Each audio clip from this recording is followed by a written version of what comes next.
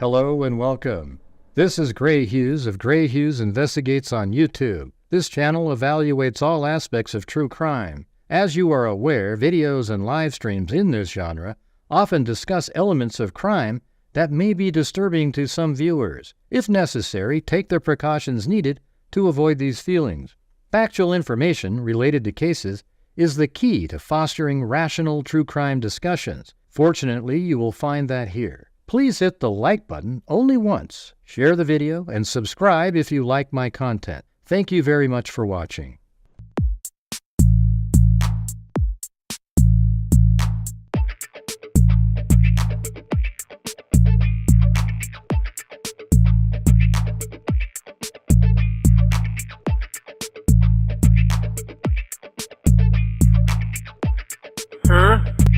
It's a house!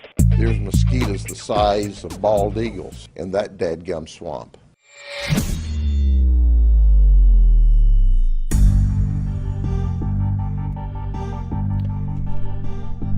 Oh, looks like there's a little wrestling going on in there.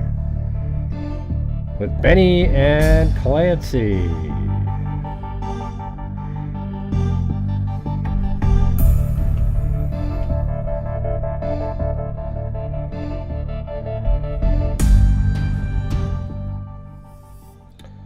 Well, we had a successful month last month, kind of a slow end of the month, but we were able to donate $5,000 throughout the month to various true crime related charities, including our DNA fund, our scholarship fund, 2 different charities for the Idaho 4 case, and the National Center for Missing and Exploited Children.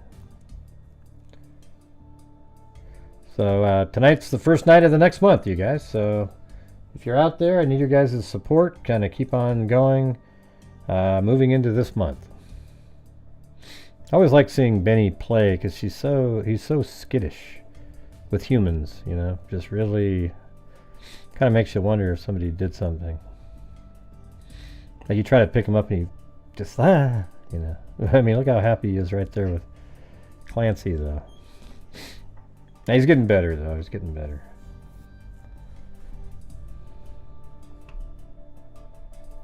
Yeah, so if you missed donation night last night, if you want to help support the channel by getting this month started off on a good note, that would be great.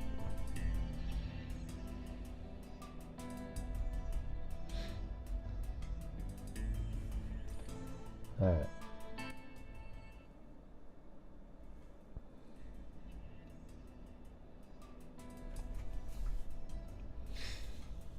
I was going to show you guys something.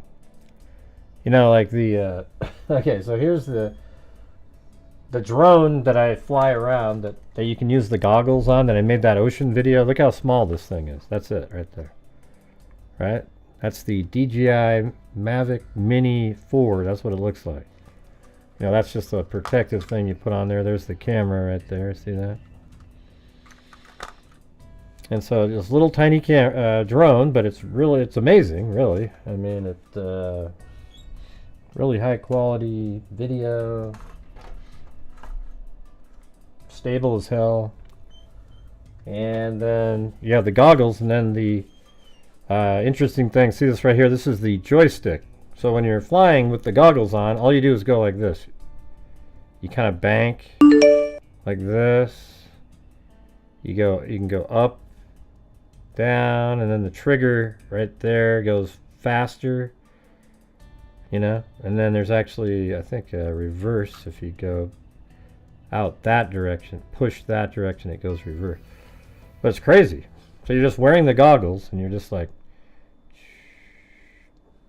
and the goggles look like this, but I won't put them on, but they're right here. See, so it has like the antenna like that. They're pretty cool looking. I mean, you know, they're like that, and then you're flying around, and you're a bird basically.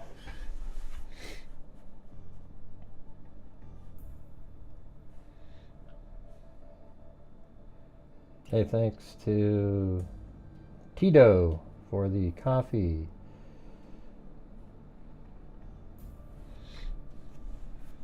anyways, thought you guys might want to take a look at that. It's pretty interesting. You know, the goggles. There's a little battery that runs the goggles, and you click on the side of it to get through the different menus. And yeah, the drone basically is your eyes, and you just keep your head still, and you're just flying around. It's crazy. You don't have to go like this, you know. However, they do have a mode where the camera itself on the drone is connected to your head movement. So you can fly straight like this and then look around like this. So it's your eyes, you know, so it'd be great for search and rescue, where you're flying around, going in a direction, but you can kind of look around like this, you know, all around, however you want to look around. No, you can fly around. You just have to be in a specific airspace. But you guys, we're still at 0 inside the chat here, even after I mentioned what I just said. So if you guys are out there, if you could please help get the month started on a good track, that would be great. It always makes me nervous whenever a show starts off where it's just dead as a doornail right out of the gate. Let's see. Yeah, so there appears to be like a terror attack in Boulder, Colorado today. And it was over at this park called Pearl Street Mall. Or it's not really a park, but at Pearl Street Mall. You know, just outside of, I don't know if that's a mall. It doesn't really look like a mall, but this is the spot right here where one of the victims was laying on the ground right here, where this person came around and sprayed gasoline on people, and then like I think I'm not sure, like he improvised like a Molotov cocktail, but he used this bottle of spray, like a blowtorch basically is what he created. So he could use this spray pump and then and he just sort of lit Jewish people on fire. And so you wonder, you know, when the Palestinians always wonder, you know, why they're treated the way they are, it's because of shit like this. I mean, it's just so barbaric and so disgusting that you just kind of wonder, like, and then you see all the protests at all the different campuses, and all, you know, I'm not, you know, and when I'm saying this, I'm not saying, oh, every Palestinian is like that. I know Palestinians that are normal, nice people.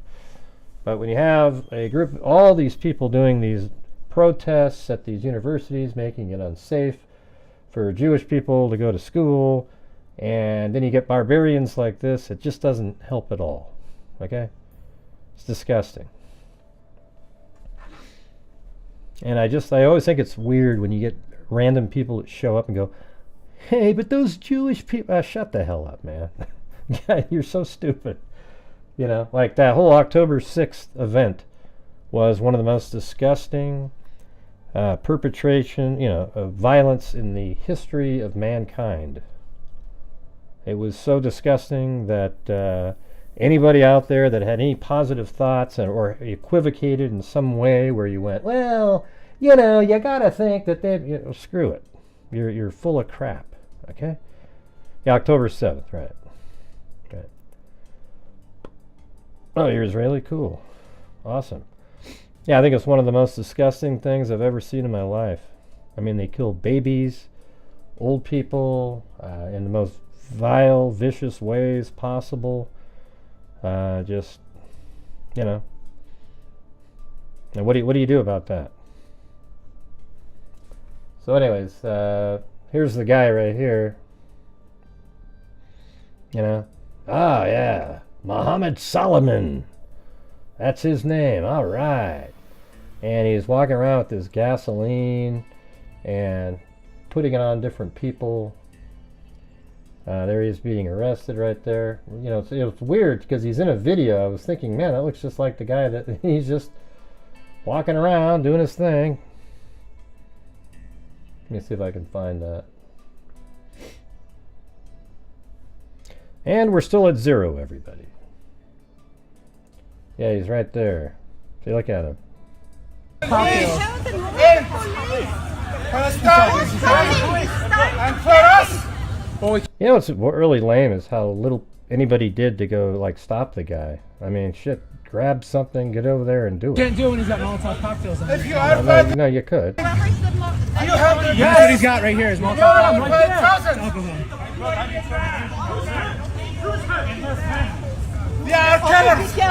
Get back, Mom. Spraying alcohol.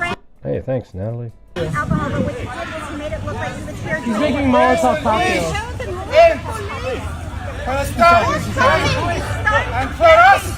Well, we can't do it when he's got Molotov cocktails on. If you are fighting, you have to. That's what he's got right here. Is Molotov alcohol. Yeah, and then there's another video where this lady's kind of walking up, and there's a image of a lady on the ground.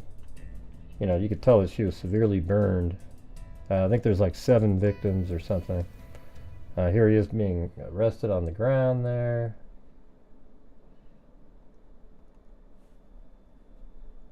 Let's see.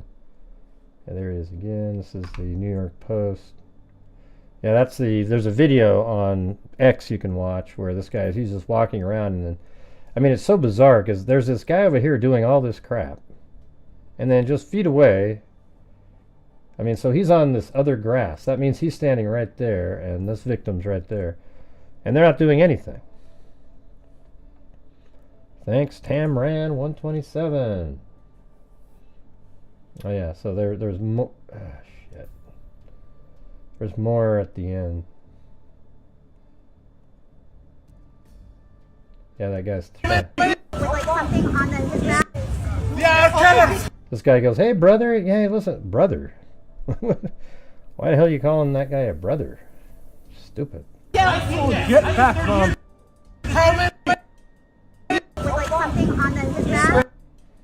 Yeah. Hey, thanks. Very often the case. You know what? If you watch my channel all the time, what I say and what we talk about over here is very often the case. Because we use facts over here. Gray, I'm not gonna like your channel anymore. How dare you say something mean about that Palestinian guy? Yeah, well, you know what? When you have barbarians like this, it doesn't do any good, okay? That person doesn't represent all the Palestinians, nor even a large percentage of them. It's just that, you know, Hamas, they were horrendous, okay? So they run the Gaza Strip, not the Palestinians. Basically, the truth is Hamas needs to be wiped off the face of the earth, and they need to start over in Palestine, and it would start from the educational system where they aren't taught river to the sea, where they're just taught that Israel has the land and you're all going to be getting along now and you'll never get back what you thought was yours, okay? But it wasn't. You know, the thing is, there was a region, like, you know, when you say the Northwest or the Southeast of the United States, that's what Palestine was. You're just saying the word Palestine wasn't a place where somebody, you know, like there were, I guess if you live in the Northwest United States and you called yourself Northwesterners, that's what a Palestinian would be, okay? Like, oh yeah, they didn't own a country or anything. There was nothing like that. As a matter of fact, right now, Jordan, Egypt, all these other countries own huge portions of land that the, quote, Palestinians lived in at one point. But how come they're never asked to give back that land? And the reason is because the countries in the Middle East want to keep the Jewish people and the Palestinians fighting and fighting and fighting and fighting. But the reality is Israel will never be given up. Okay, so if you guys want peace to be in the region, you're just going to have to figure out how it works. All right? Yeah, I mean, it's amazing how people think that there was a country called Palestine and somehow people stole the country from them. It's not how it worked. Yeah. Hey, thanks. Let's see. Look at that. 17 months by Who Knows up there.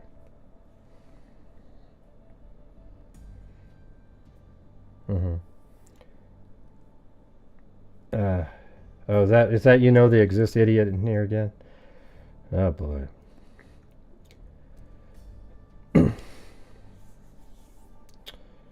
Yeah. You know they exist. Oh my. Here we are again. Here we are again. Yeah. See, some of you need to brush up on reading comprehension. He didn't say all people you know they exist. Yeah, I don't know. I don't know what the comments are. I can't see them. Ah, jeez. Oh, that's kind of cool. I didn't realize that was in there. There was this a new button I could hit. The fan funding button. Man, that's crazy. I don't know what happened. Something up there with Timothy Cecil, and you know they exist.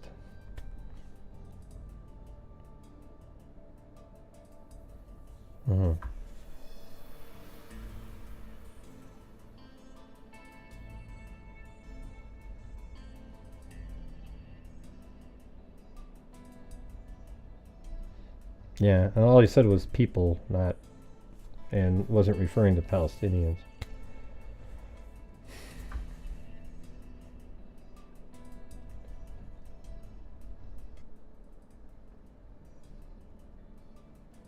Yeah, so this is where it took place. I saw a video where there's this lady kind of right over here, and then she went over and looked, and then she ran back. But there's a lady on the ground, burned pretty badly right here. I have a press conference we could try to listen to. Let me see what the audio is doing. I wasn't able to check it out.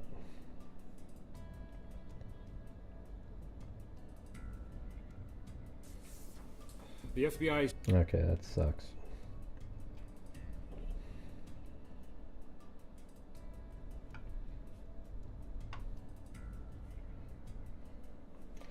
Alright guys, I'll have to say it again. If you guys are out there, if you could please help to support the channel. We're at $4.99 with a handful of channel memberships. This channel relies on your guys' generosity to help support the channel. And we're trying to get the month started off well. We kind of had a slow sort of end of the month. Even donation night wasn't as normal as as high as it normally is. So we're just kind of limping in, but I need you guys to sort of pick up again during this month. Is that okay? Thanks. I feel like I have to repeat myself so many times, it's mind-boggling. Alright, let's see.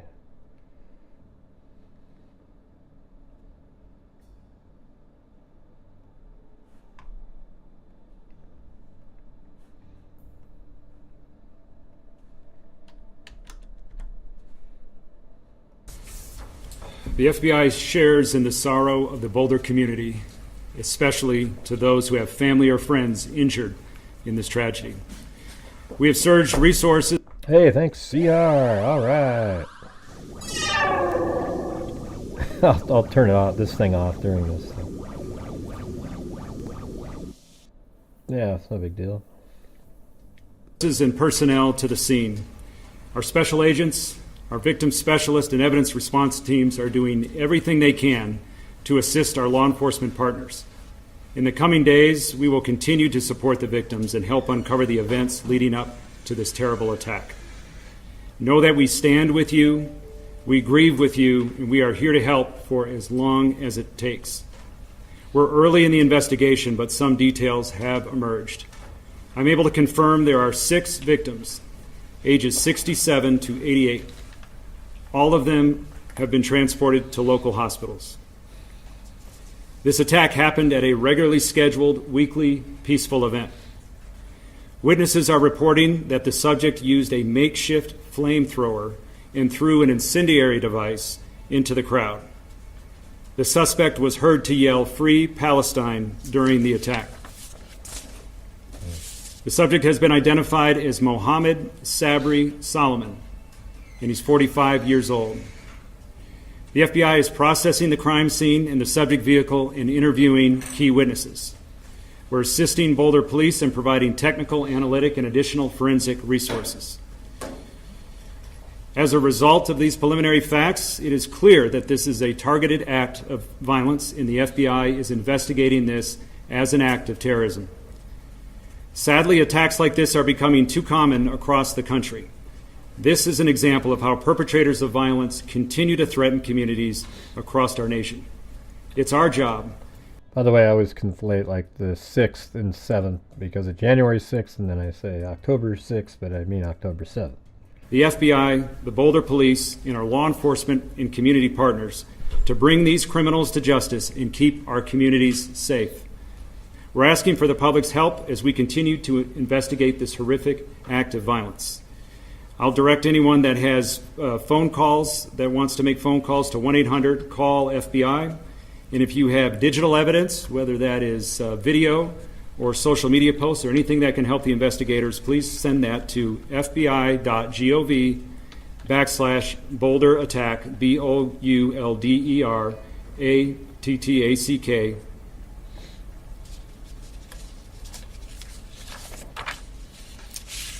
Our strength as a society comes from our shared values and our commitment to protecting one another.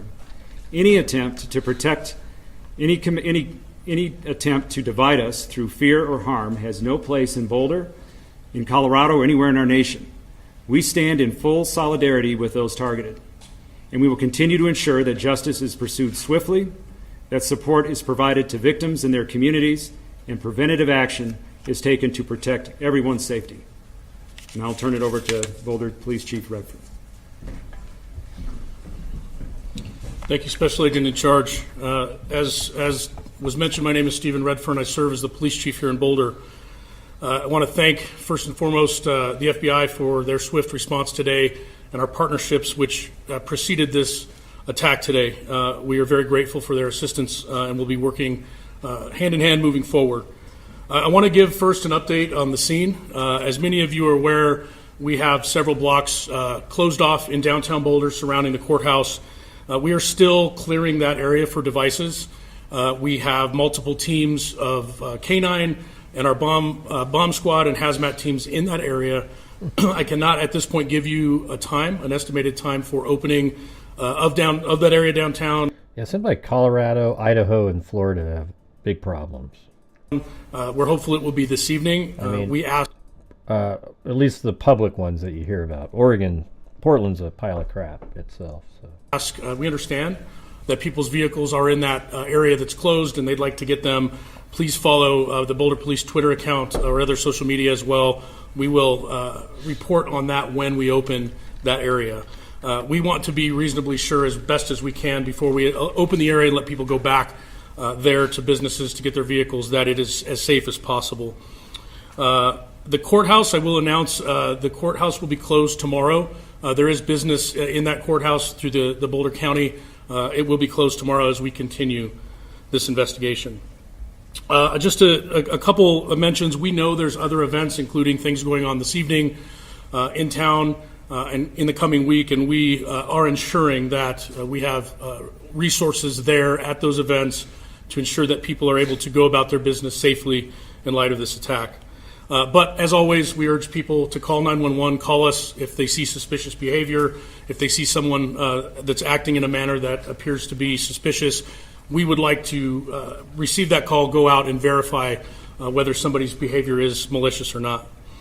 I want to thank our law enforcement partners. I started by thanking the FBI, but when this call came out today, we asked for help from all of our partnering agencies, some of whom are here today, and I can't thank you enough. It's not the first time we've had to do that here in Boulder, and it's not the first time that we've had to do that in the metro area.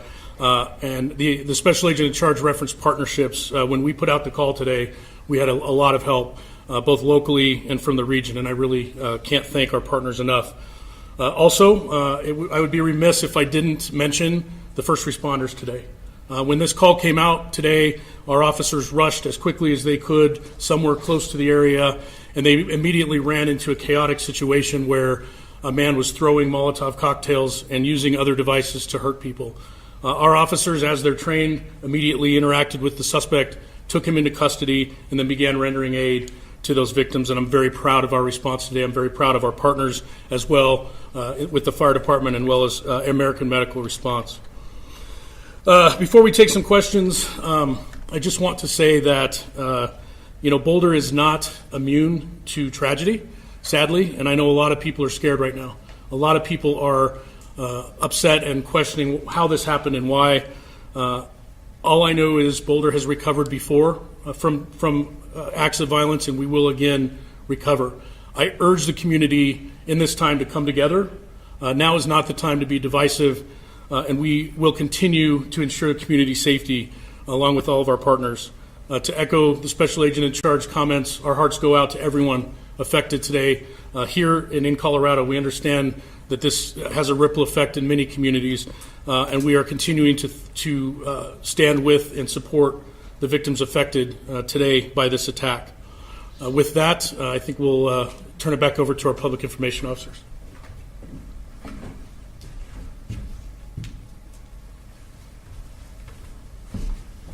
We've got time for a few questions. I'll call on some folks. Vicki, I have a Sure. question for Special Agent McCulloch. Is there any information that could indicate that this individual that is in custody is linked to a greater network or any particular group? Not at this time. The subject is in custody, but this will be a thorough and complete investigation, and those checks are ongoing. Colleen?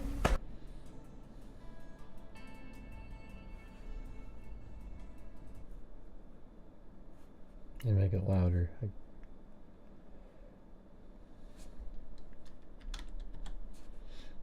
Could you please tell us the spelling of this suspect's name and what custody he's in? Is he going to face federal charges or state charges? What's next for him? Got it here.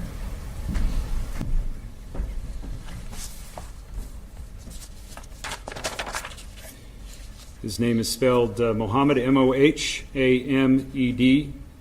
Sabry, S-A-B-R-Y, Solomon, S-O-L-I-M-A-N.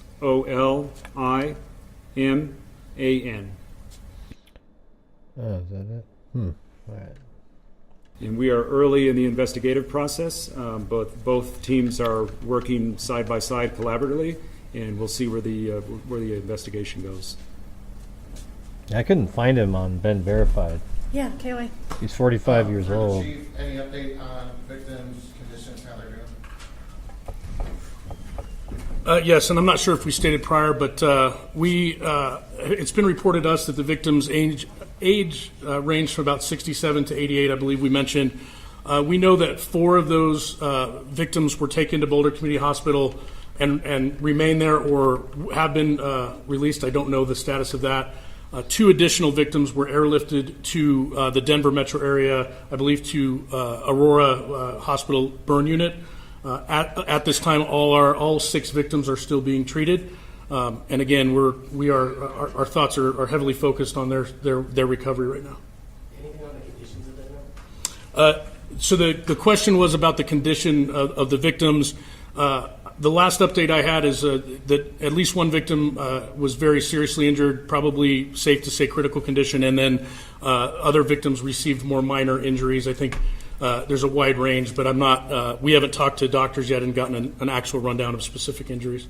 That doesn't include the suspect, does it? The suspect was injured. The suspect was taken to the hospital, and he was examined there as well. I'm not sure if he's been taken to the correctional facility yet or not. One more question? There are people online and interview witnesses that say there was a second attacker. Can you speak to that at all? What I can say, and I will say that I've been involved in several of these mass casualty events in my career, and there is almost always reports of multiple suspects. It's very typical. We did receive reports of differing descriptions. From everything we know in the witness briefings and interviews that we've done at this point, we do not believe that there is an additional suspect at large.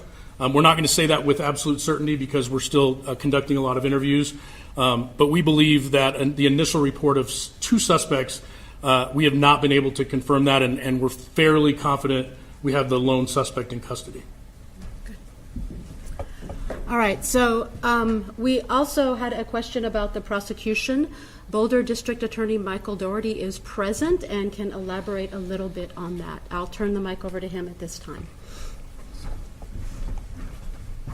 Good evening. I'm Michael Doherty. I'm the District Attorney for Boulder County. And first I want to echo what the chief and this... I was just thinking the same thing. I'm only every single case has a second attacker, and almost never, I would say 1% of the time there's a second person. I mean, not even that. It's like 1 in 1,000 of these things. Special agent in charge said, our hearts go out to the victims, their loved ones, and our community. I also want to recognize the community members who responded and tried to render aid in the moments after this horrific attack took place, as well as who helped law enforcement, which acted with great courage. Yeah, we know.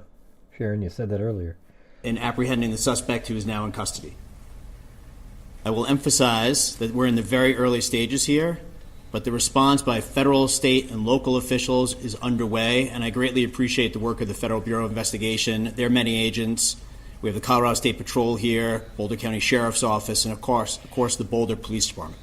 They are working hand in hand to ensure that we secure all the evidence. Oh, you're responding to a comment way up there. Evidence, all the information, and all the witness statements we need to hold the attacker fully accountable.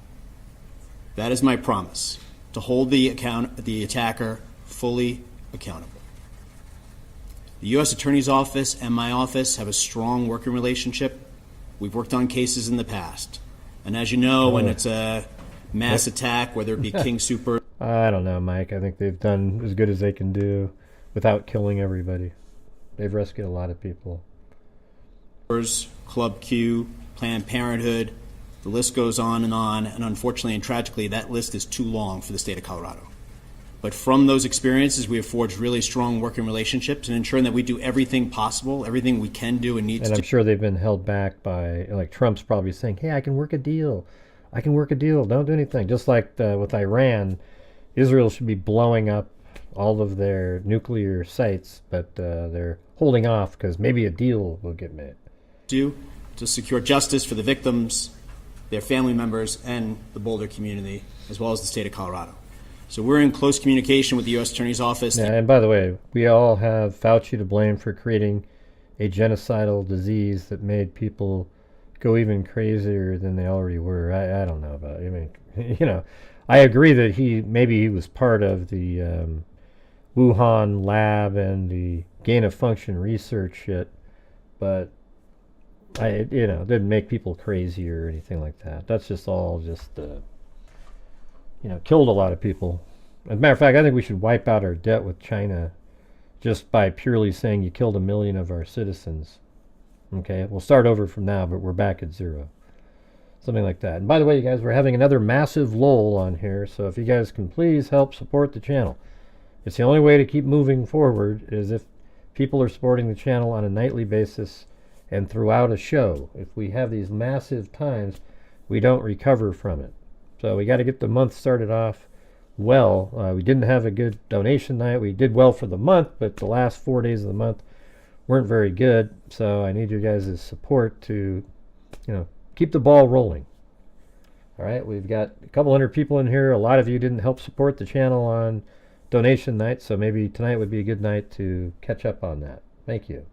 The U.S. Attorney and I just spoke on the phone again now, and in the coming days, decisions will be made about what charges to file and where. There's a couple different options, but what I would stress now, most importantly, is we are fully united 100% in making sure the charges we bring hold the attacker fully accountable.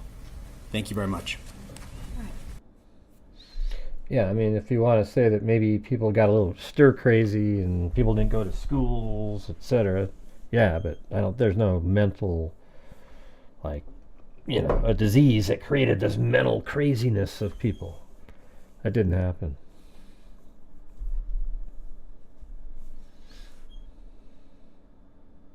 Nope, that's it. I don't think there's no more there. It kind of just cut off right at that spot.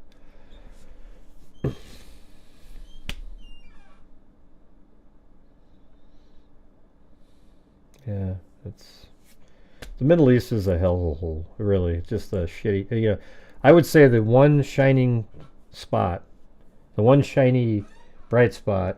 Well, I guess you can say a few, but Israel is the only country over there, if you go there, where people are just normal people and want to live and they get along, and it's just a normal Western country.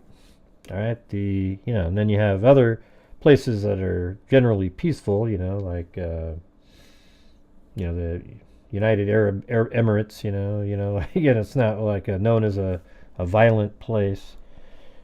But I'm just, it's going to have to come down to people, leaders that really want to make a change. Like you had when Sadat dared try that with Menachem Begin, he got assassinated because they don't want that. But he actually tried to have a peace with Israel, and he got killed because of it. They drove up at a rally, a bunch of guys with machine guns, and just mowed them all down. And that's what happens over there if you try to have peace with Israel. This great Satan they call. Oh, they're horrible. It's so ludicrous. It's almost embarrassing. If any of you guys ever went to the country of Israel, Israel, I guess. It's spelled A-E-L, not E-A-L. You'd see that it's absolutely just an amazing place. They turned a desert into, they have lush farming areas, and using technology and innovation, they turned it into a place from a desert into a place where it's, thrives, does well. And every other country could do the same thing, but they don't want to, because every day they wake up and their thoughts are, how do we kill these guys? Instead of, how do we make our country better? It's crazy. Thanks, Kathy Friedmaker. I guess you were the only one that heard what I said.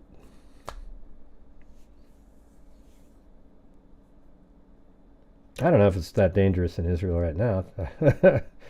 I actually went there back with some youth group back in 1982 when they were at war with Lebanon.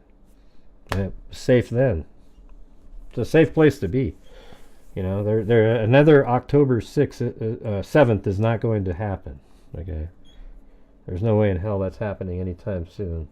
There's no complacency currently.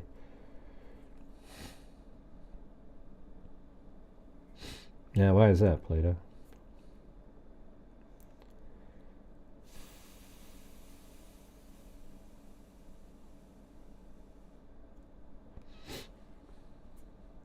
Well, currently we're at $29.98. That means we're at 1/10 of a nightly goal. Let's see, last 10 years, and you're at... Yeah, no, it's true. I mean, it's absolutely true. Israel is just an absolutely amazing country, great technology. They have amazing scientists, etc. And because they were attacked multiple times, their country got larger. It was huge. It took over the Sinai Desert, part of Syria, different places, and then for peace, they've given almost all of it back. Okay, and then they even carved out some more for the West Bank and the Gaza Strip. And what did they get for it? Just constant hell over and over again.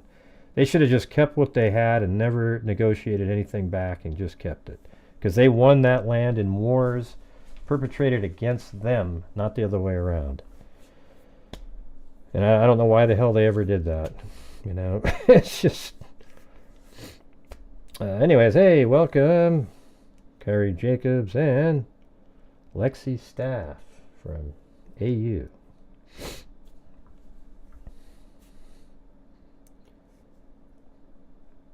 Yeah, they're not going to get it. They're all just PC whack jobs, Natalie. That's the truth. These college professors, they try to dig. Oh, well, you see, because this and that. Where's the original sin? Okay, like every country that people live in currently. Oh, come on, Mike. Jesus. What countries have the Second Amendment?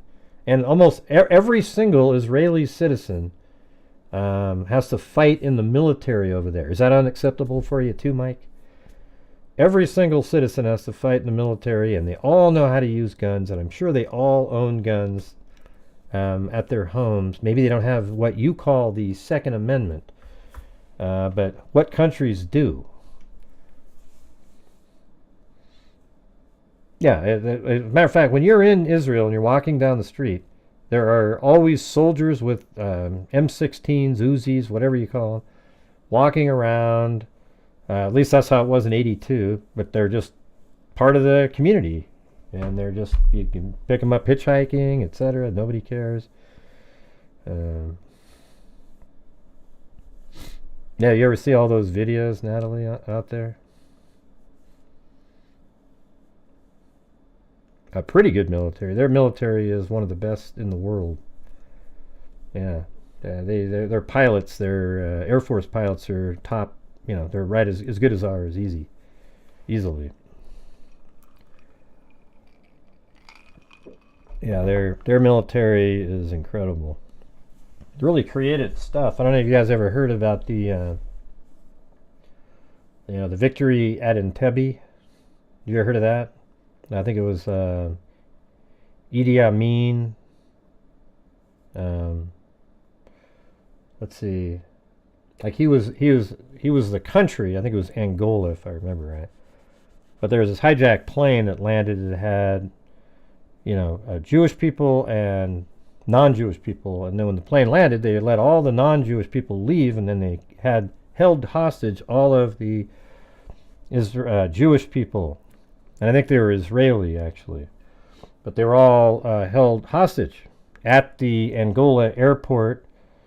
And the Israelis devised a plan where they flew in a transport plane, and they knew that Idi Amin was out of town. So they flew in, and they had this limousine pull out the back and made it look like it was Idi Amin coming back at the airport. And then they pull up to the hangar, and that limousine was filled with Israeli commandos. I mean, they come jumping out and just smoke everybody. I think even a hostage died because they didn't duck, but they killed everybody. Then they lost a soldier, and they put all of those hostages on the transport plane and got the hell out of there. Now that isn't the gutsiest stuff you've ever heard. I don't know what is.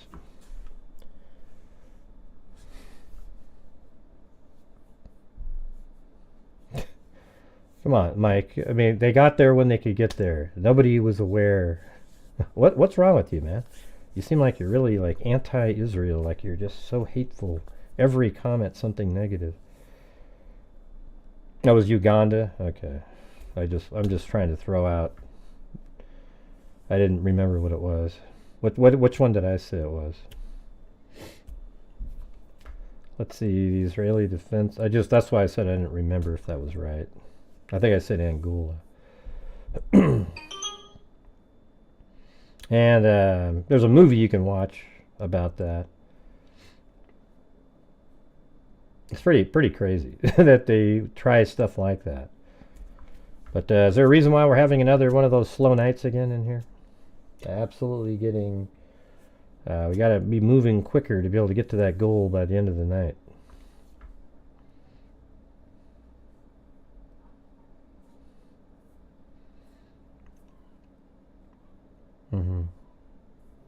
But anyways, that's it. I don't have any more to add to this story.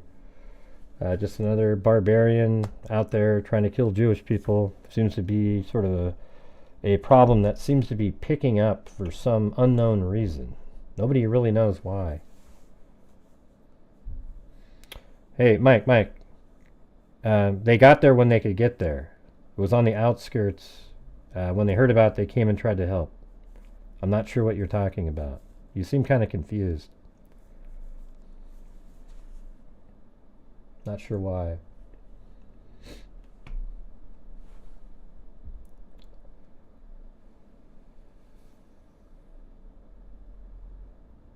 Right.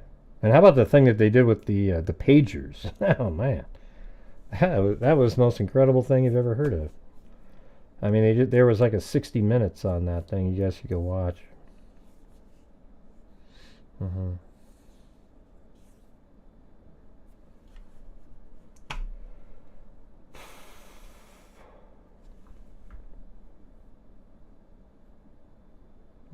Love what topic?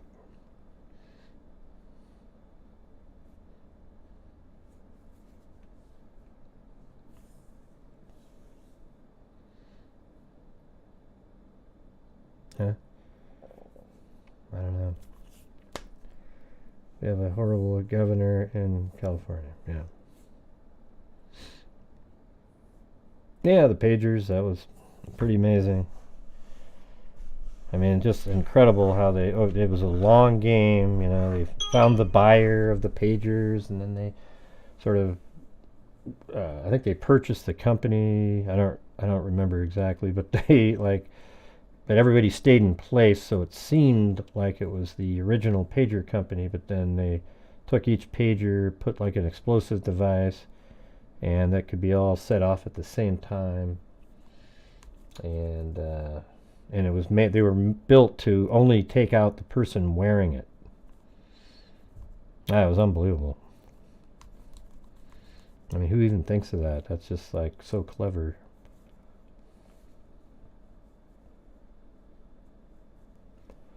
Alright guys, well, on these nightly shows, when I do these shows, my channel relies on you guys to, you know, keep the lights on, keep us going, keep us moving forward.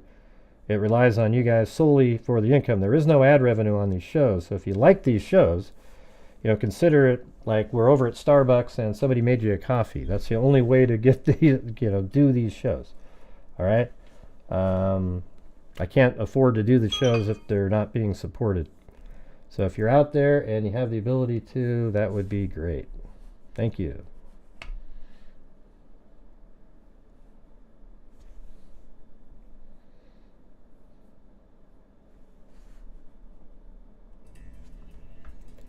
So Ukraine just pulled off also. I don't see what they did to Ukraine.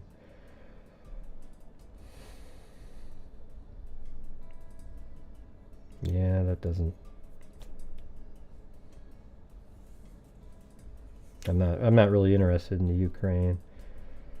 You know, that whole thing is just, you know, as soon as Biden let them into that country without really stopping and basically giving them the green light by his wording, there's nothing you can do about it at that point, because Russia has nukes and they're very powerful and military, and it's just, you know, they're just doing, they could do way worse than they're doing, even though it's killing so many people. I mean, Russia was the aggressor, they're at fault, but what do you do at that point? Risk them firing a nuke over here, and I don't know, it's just, man, you guys, brutal in here.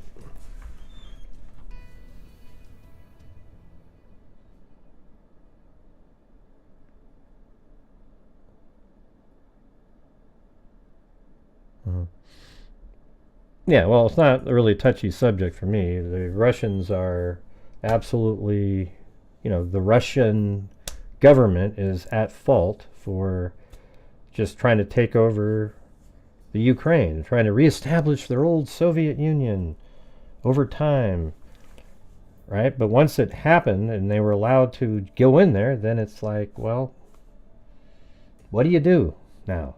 Do you cut a deal to try to keep what they have left? Hey, Mike, why do you keep saying the same damn thing over and over and over and over and over and over and over and over and over and over again? You seem like you've got a mental impairment tonight. Like something's like in your brain isn't working. You keep saying the same stupid thing over and over and over again. Our country is unique. We have a Second Amendment. I don't know what you're talking about. You just keep saying it over. Oh, Israel doesn't have a Second Amendment. They all have to fight in the military for 2 years. You have to be enlist.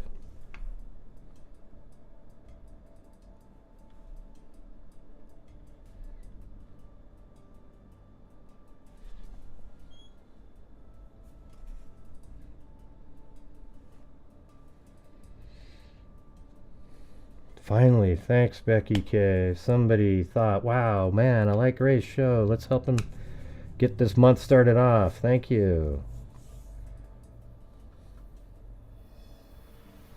Becky K. You know, it's weird, though. You know, for all these, since the world is, you know, had a civilized world in it, different countries take over other countries, right? That's happened. And it's like, what, do we have to go back to the original? Like, who was there originally and somehow they got wronged? Or is it just kind of the way things worked? I think now it's different because we have protectors of the world. Hey, thanks, Becky K. And hey, look at that. Carrie Jacobs just gifted 10. All right. Yeah, Mike, a lot of those people did have guns, though. Yeah. They just got completely, you know, blindsided. Overwhelmed. Get it? Jesus. Whew. Lunatic. You guy's a freaking lunatic. My God. Blaming Israel for not having the Second Amendment. Yeah, I get it. Like, if people are armed, they can protect themselves. Okay? Everybody, most people in Israel have guns, I would bet. I mean, they are in the military for 2 years. I'm sure you get to keep your service weapon or some kind of a weapon so that you can jump into action. Like, all of them are on, what do you call it? Like on call, basically. You know, like, hey, everybody, we need your help here. Something like that.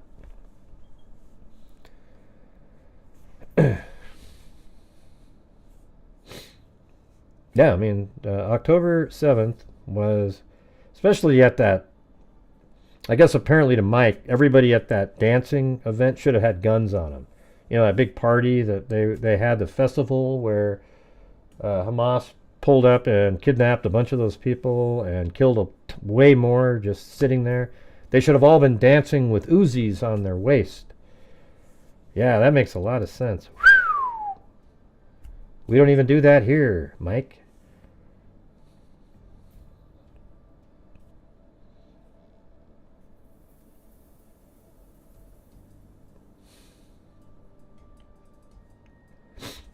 I mean, we'll just talk about this for a couple more minutes. I'm going to go do the, I worked on it all day, and then all of a sudden this thing popped up.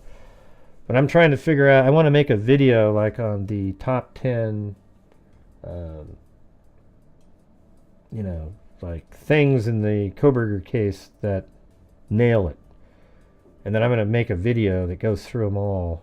And then that'll be the thing that people can look up when they want to, you know, when you just want to get the heart of it, boom. And I've been working on a text file of it. Yeah, no, the guns would, I mean, if everybody at that dance had guns, maybe that would have helped them.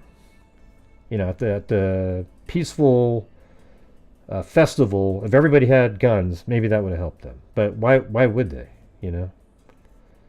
Like here, we don't do that here even. Some people are armed because they've got concealed carry. In some states you can just have open carry, etc.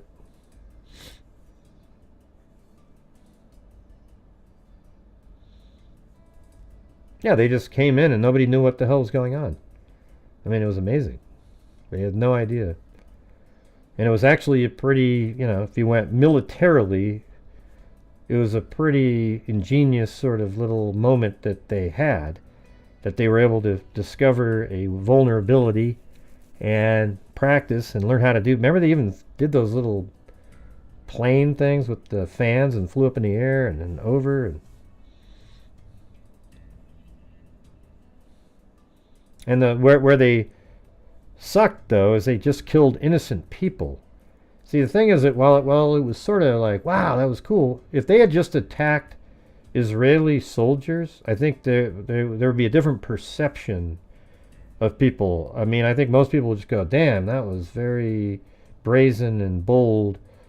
Man, that sucks, you know, for the Israelis, but it was, you know, you just call it like a tactical move that worked for them. But instead, they went over and they killed like over 1,000 people that were just doing nothing. They were just sitting in their homes or partying somewhere and just wiped out completely innocent people that did nothing.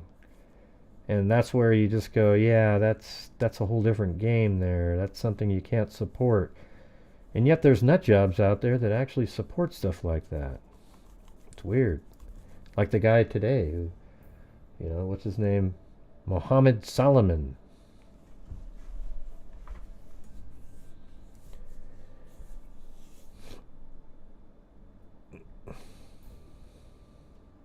Yeah.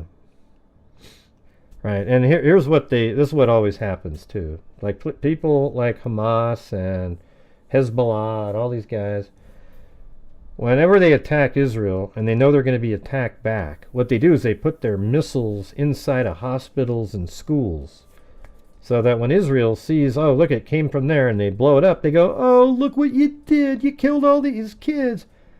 And yeah, I mean, you know, it sucks that those kids died, but guess whose fault it is? Not Israel. Those people intentionally put those kids in harm's way for the political benefit of it. You understand that? Right. Apparently not.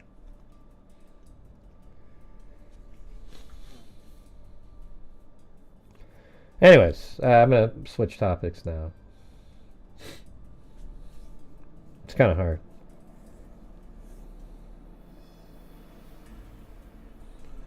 My opinion, if you protest here in the U.S. with a checkered scarf on your head, then you should be sent to prison for... I don't know. I don't know. I wouldn't say that. I would say if you protest in the United States with hate speech against another religious group, you should be arrested and it shouldn't be tolerated. I don't give a shit. There's a certain point where free speech kind of goes out the window.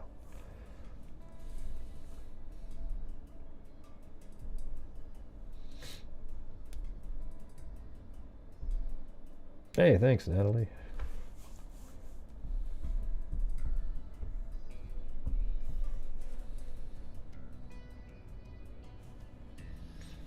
Alright, because you need some more coffees. We need some more support. We're still not even at 50%, if you can believe that.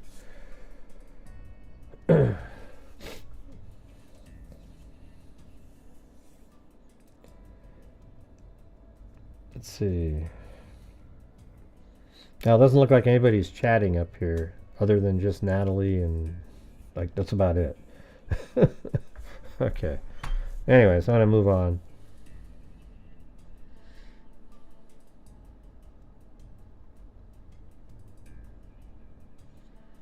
But anybody out there that supports what that guy did, you're a disgusting person. Okay? Just know that when you look in the mirror. And even if you're a Palestinian and you support what that guy did, you're a disgusting person. And if you quietly think in your head, oh, well, you know, and you have some equivocating remarks that you're thinking, it makes you a disgusting person. There isn't any justification or anything that you could ever say that's justifiable for somebody to go up and squirt gasoline on senior citizens that just happen to be Jewish. And you do it because they're Jewish, because somehow, you know, thousands of miles away, your relatives are in a conflict with Israel, the home of Jewish people, so therefore these are the proxies that you've decided to put gasoline on and burn. Just disgusting, you know. Yeah. I said the same thing on October 6th, or 7th again. There isn't a gray area. It's black and white. There isn't, well, you know, but you see how, no, there's nothing. There's no comments. It just is what it is. Barbarians attacking completely innocent people.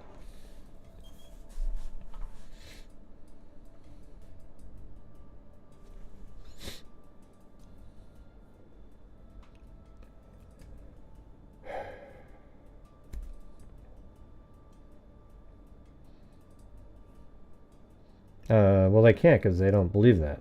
Fox News might. I'm just saying, see, that's why I like Fox News, is because they, a lot of times that people speak just rational, like, oh yeah, this is just what it is. You know, when you watch CNN and MSNBC, there always has to be a nuance, like a, you know, well, you see, because, you know, because they don't want to lose some of their key demographics. And I guess I lose people too, but the people I'm losing, I really don't give a shit about losing. Okay, so see you later.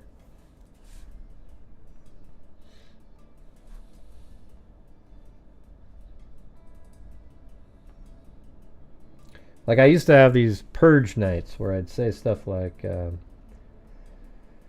know, if you believe that the earth is flat, please unsubscribe immediately. And I go through this whole list of different things. And it's amazing how many people decided to leave. And then I go, wow, I lost about 10 flat earthers there. That's amazing.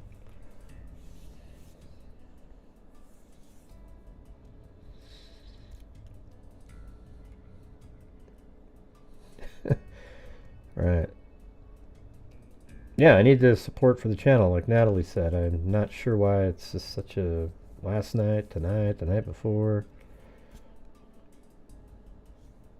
Yeah, well, the flat earthers are just they're pro burgers. Those are flat earthers. The same type of rational minds, you know. It's the green Elantra gray. It's the night vision. It looks the same. Yeah, but what about the white Elantra that was captured on non-night vision camera at 401, 0.6 miles away, missing a front plate, and it's also the 14, 15, or 16 Elantra? What about that one? Well, that one could be his, but...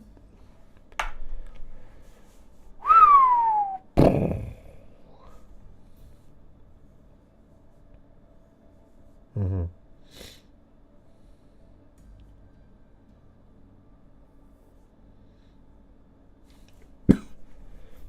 Well, there's a movie called Victory at Entebbe. Yeah, Angola, right. Yeah, we know. Lexi Staff, you're on Rewind.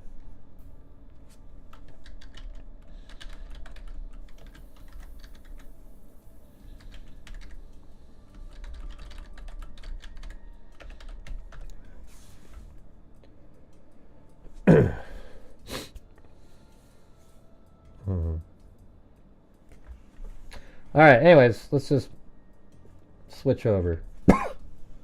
I'm trying to come up with the list of the top 10, you know, the Brian Koberger, the reasons, and I want to have like 10 different ones. And I think you can even sometimes break things up, right? Like I have portions where,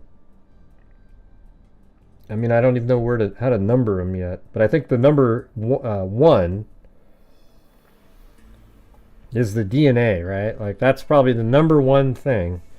So what I have is DNA testing on knife sheath, on the knife sheath that was found next to Madison Mogan led to the discovery, but I've already mentioned that, but I wonder if it all should just be part of the same thing. But see, I think this could be its own thing. See, right here it says, investigators located a tan leather knife sheath laying on the bed next to Mogan's right side when viewed from the door. The sheath was later processed and had K-Bar, USMC, and the United States Marine Corps Eagle Globe and Anchor insignia stamped on the outside of it. Koberger purchased on Amazon a K-bar knife, USMC, and the United States Marine Corps Eagle Globe and Anchor insignia in late March of 2022. On November 15th, 2022, 2 days after the murders, Kohberger looked to purchase another K-bar knife on Amazon. And then on 11/22, just 9 days after the murders, the user of Kohberger's account on Amazon navigated to pages related to the deletion of account activity. He also looked to buy a utility sheath and a K-bar leather sheath, but did not purchase those. So that's like its own thing.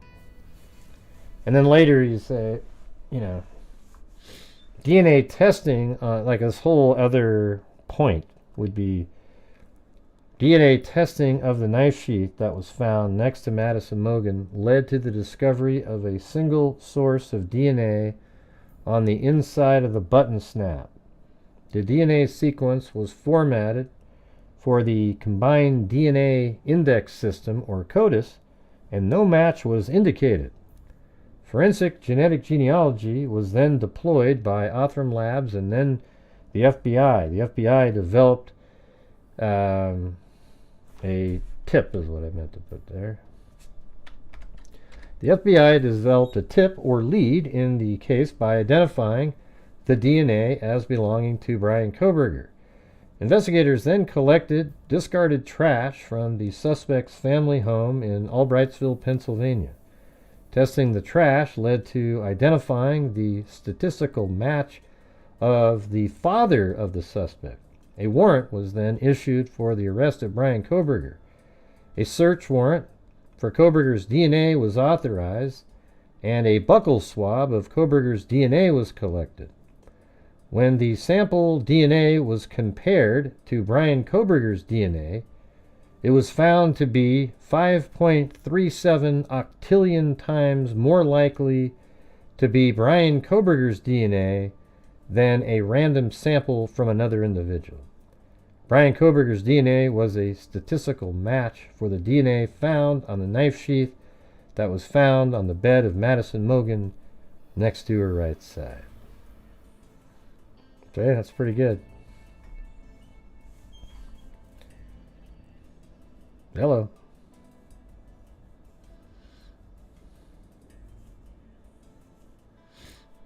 I'm just trying to figure out the order. Well, like, give me the other things. Like, what are the things out there that, like, I want to do the DeSales University, Michelle Boulder, Associate Professor in Criminology Research.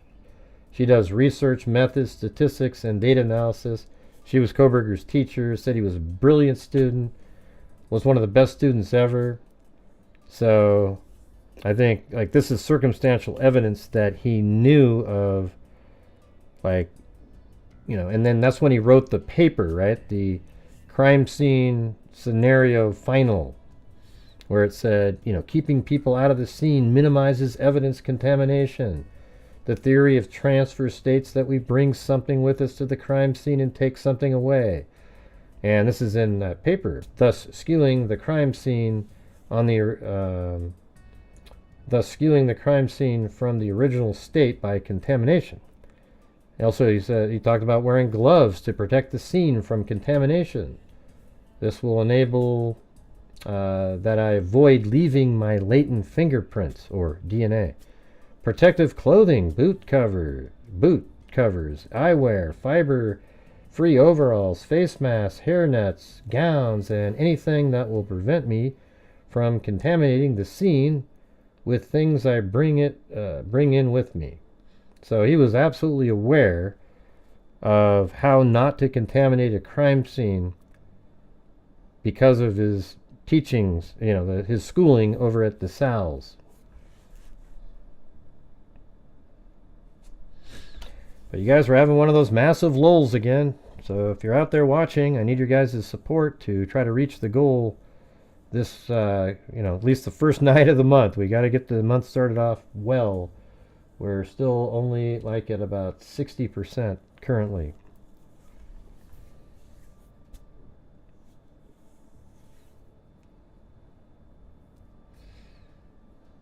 And, you know, and then there's a part about, like, his phone was within 100 meters of 1122 King Road 23 times. Eyewitness Dylan Mortensen. She witnessed a... Let's see. She witnessed a figure, let's see, is 5'10" or taller, male, not very muscular, but athletically built with bushy eyebrows. Koberger purchased, and then there was bushy eyebrows, and then I'm trying to find, what document was that in? What document was it in where there was a picture of the balaclava? Anybody know which one that was?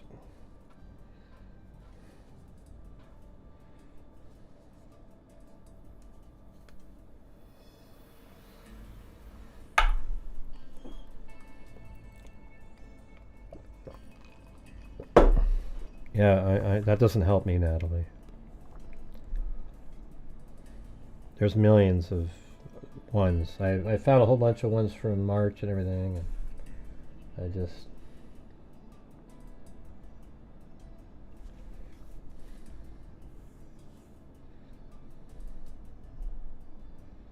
I don't think, it doesn't feel like there's anybody here tonight. I mean, we've got Natalie's the only one out of like 40 comments. She's made like 36 of them. Are you guys even here? It's ridiculous.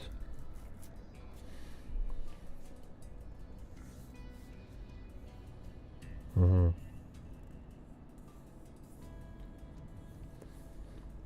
Well, no, at least you're communicating, Natalie. I'm just saying there's nobody else is communicating. It'd be great if, like, there was you were having this conversation where it was amongst others.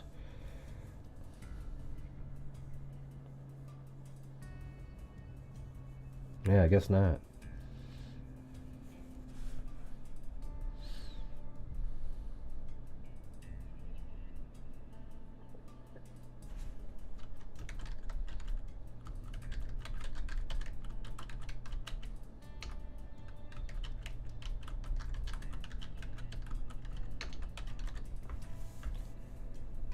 I don't know where anybody is. We shouldn't have to always keep relying on the same people. It should be really simple to reach goals. But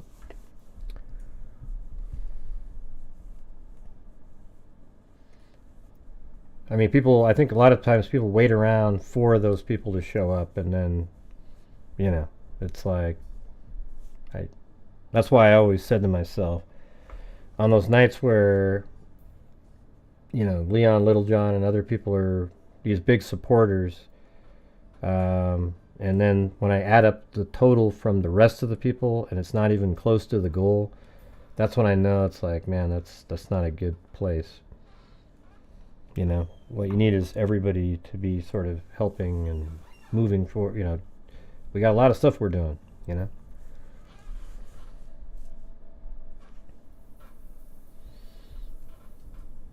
I'm trying to come up with a list of the top 10 things. Like, what are some other things out there that you guys remember? Like, what's another piece of information that you think, oh man, that really points to him? I'm just doing the top 10. I'm trying to come up with a top 10 video of things that point to Koberger's guilt. You know, but I want to have like 10 be, you know, like the strongest one is number 1, right? So I think that's obviously the DNA here. And there's two different things, like the DNA and then I think the surveillance video here. So I want to do it in a way where, see, the thing about the DNA being on the sheath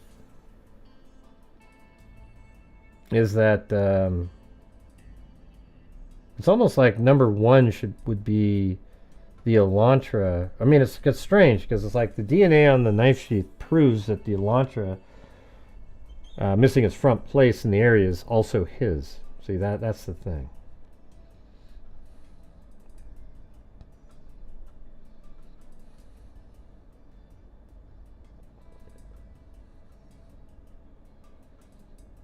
Yeah, I already was going to have the phone turning off part. I just haven't put it in. I've got the Amazon. Yeah, I just read those.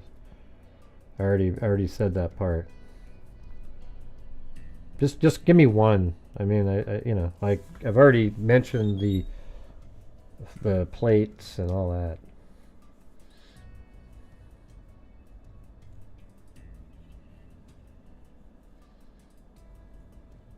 Yeah, that's on this footage right here.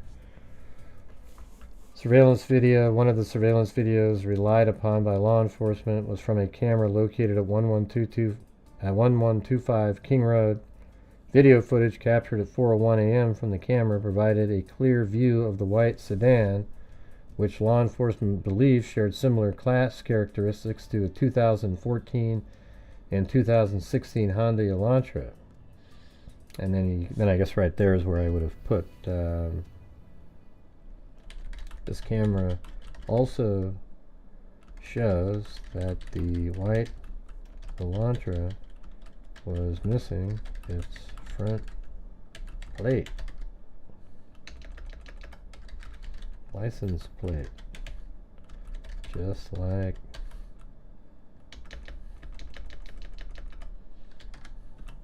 Brian Koberger drives a 2015 white Honda Elantra, missing its front license plate.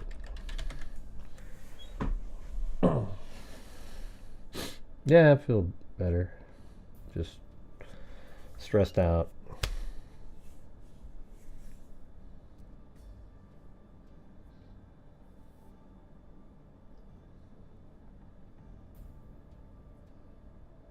No, they're not. I don't think I have anybody here, idiot. Well, a lot of your viewers are Koberger fans, Gray. I don't want, you know what? If you're a Koberger fan, I don't want you to be a channel member or have any association with my channel, okay? That means you are an absolute idiot and somebody defending a quadruple killer. If you're one of those people, go do something else, okay? Maybe come back when your brain heals, because after the trial's over, you're going to be ashamed of yourselves. Except you won't. You'll try to make up some stupid story about, oh, it's a big cover-up. It's insane, okay?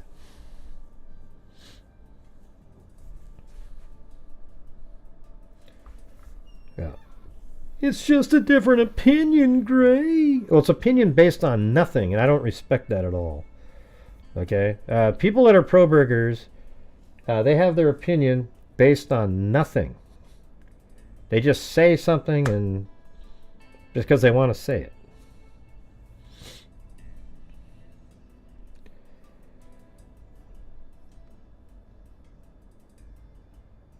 Oh God, another troll in here. Jesus, my God, you guys. It's not called conversation, my man. It's called idiocy.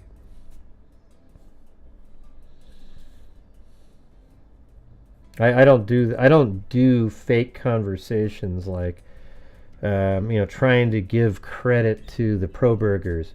I haven't heard one point that they've ever made that sounded like anything that a rational human being would say. Ever. You know, the clown, the UK guy, the what's his face, all just complete idiots. Every single one of them. All right?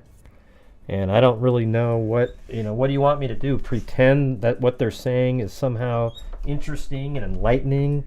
And if we just could understand a little bit differently, we'd all come together and believe that. Give me a break.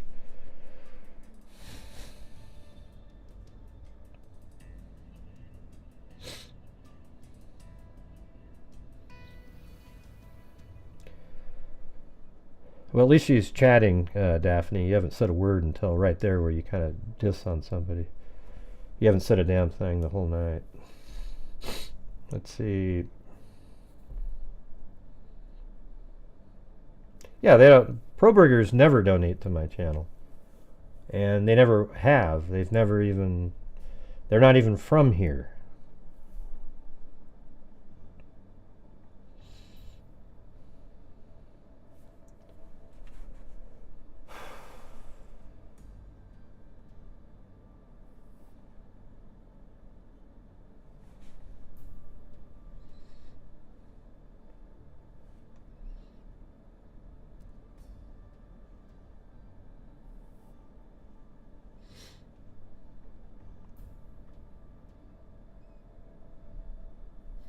Now, what do you mean the Instagram account?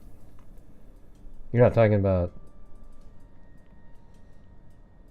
Papa Rogers, right? That one?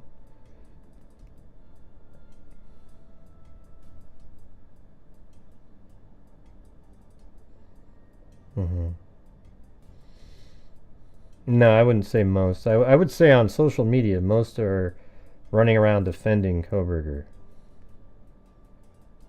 No, he didn't, Luke. He didn't have that. That's not true.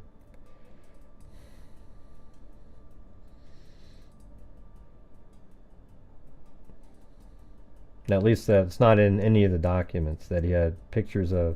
He had pictures of friends of the victims. But he didn't have any of the victims.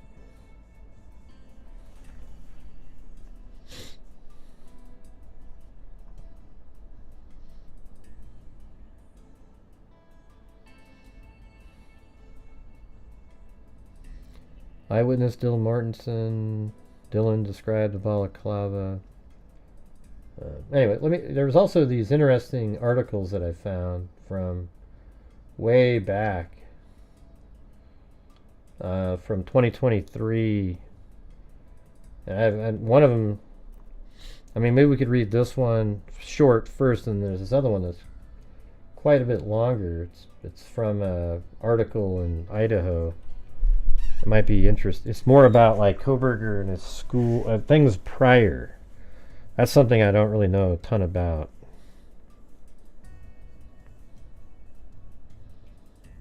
I don't watch him.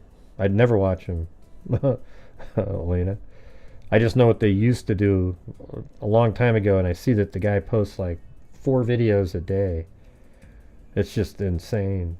Why do you watch him, Elena? I don't watch him. Hey, thanks, St. Jop. And Elizabeth Brown. You do awesome work, Gray. Thank you. Hey, thank you. You guys want to go over these? I think it might be pretty interesting. I don't know how interesting this first one, but I found this one, and it was March 7th, 2023. I guess we already know about those texts. Why don't we just do the other one?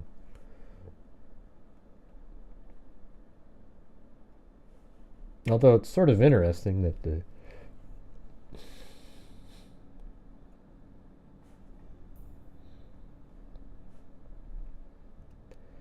Let me just see. I'm freaking out. Dylan Mortensen then texted Bethany Funk describing seeing a man with something over his head and mouth, like a ski mask. Bethany Funk then told Dylan Mortensen to run to the room. Wow. Oh, no, that's March 7th this year. I was like, wow, how could that have been? I had the year wrong.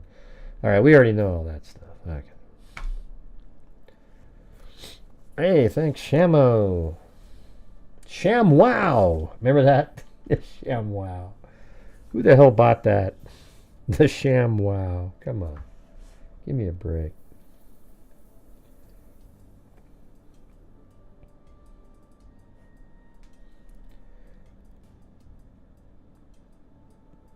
Okay, some time ago.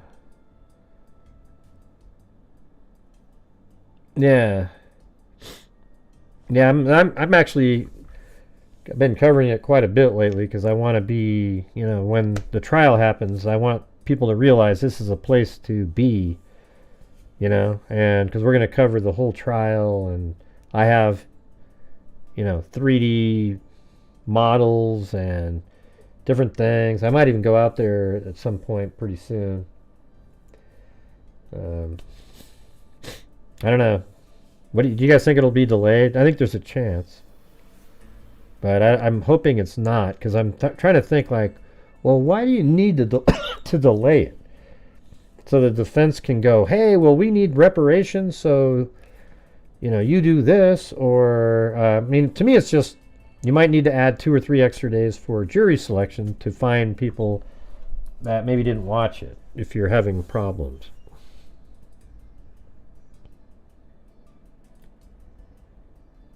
I don't know what you're talking about. Oh, you mean the... Yeah, I hate that thing. I'm not even sure if that's legit. That thing.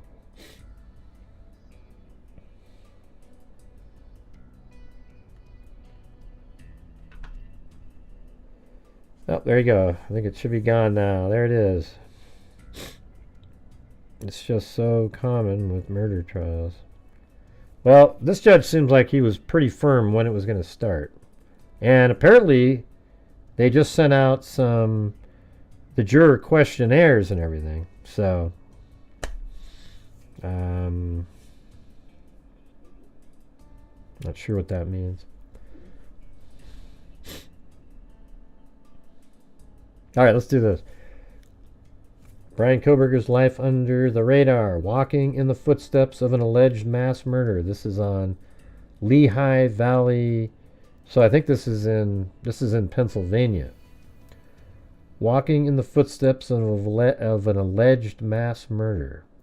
Brian Kohberger flew under the radar for most of his life, growing up in the rural Pocono Mountains, Pennsylvania, and attending college in the Lehigh Valley region. The 28-year-old DeSales University grad is often described as an awkward, regular Joe with a dead stare. This article is from, just 3.5 months after he was arrested. That life of flying under the radar ended for Kohberger in December when he made national headlines after being named a suspect in the murders of 4 University of Idaho college students. I'm sure there's a statistic out there of how many people pass by a murderer or how many people know a murderer. I don't and didn't until recently, said Josh Ferraro, who attended DeSales University with Kohberger. It's very concerning and it's very eerie and creepy. The nation was shocked on November 13th when Madison Mogan, Kaylee Gonzalez, Anna Kernodle, and Ethan Chapin were found stabbed to death in a home near the University of Idaho campus. And make sure you guys are commenting and helping support the channel while I'm reading this whole thing. We're still not at the goal. We're still about 20 channel memberships away. Nearly 7 weeks later, Kohberger was named a suspect and arrested at his parents' home in Albrightsville in Monroe County. He had just driven across the country with his father to be home for the holidays. LehighValleyLive.com partnered with the Law and Crime Network in the network's week-long investigation into his life before the murders. The investigation led to the team more than 2,000 miles from the mass murder scene in the mountains of Idaho to the Pocono Mountains, lurking around college campuses in Lehigh Valley. The Kohberger family home in Albrightsville sits safely guarded behind the gates of the Indian Mountain Lake development. The house is about 10 minutes from Mount Pleasant High School, where Kohberger graduated in 2013. But it was about an hour south in the Lehigh Valley where Kohberger spent the bulk of his 20s lurking amongst thousands of college students for years. I'm not sure why you need to use a word like lurking. It's like, how do you know what he was doing? I mean, I'm not defending Kohberger, but, when you have an article that says he was lurking. He was just probably a seemingly regular college student at the time, but, who knows what he was doing.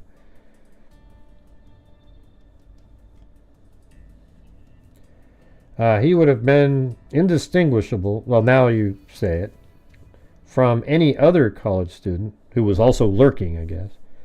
Young adults, recent college graduates, or graduate students going around the Lehigh Valley.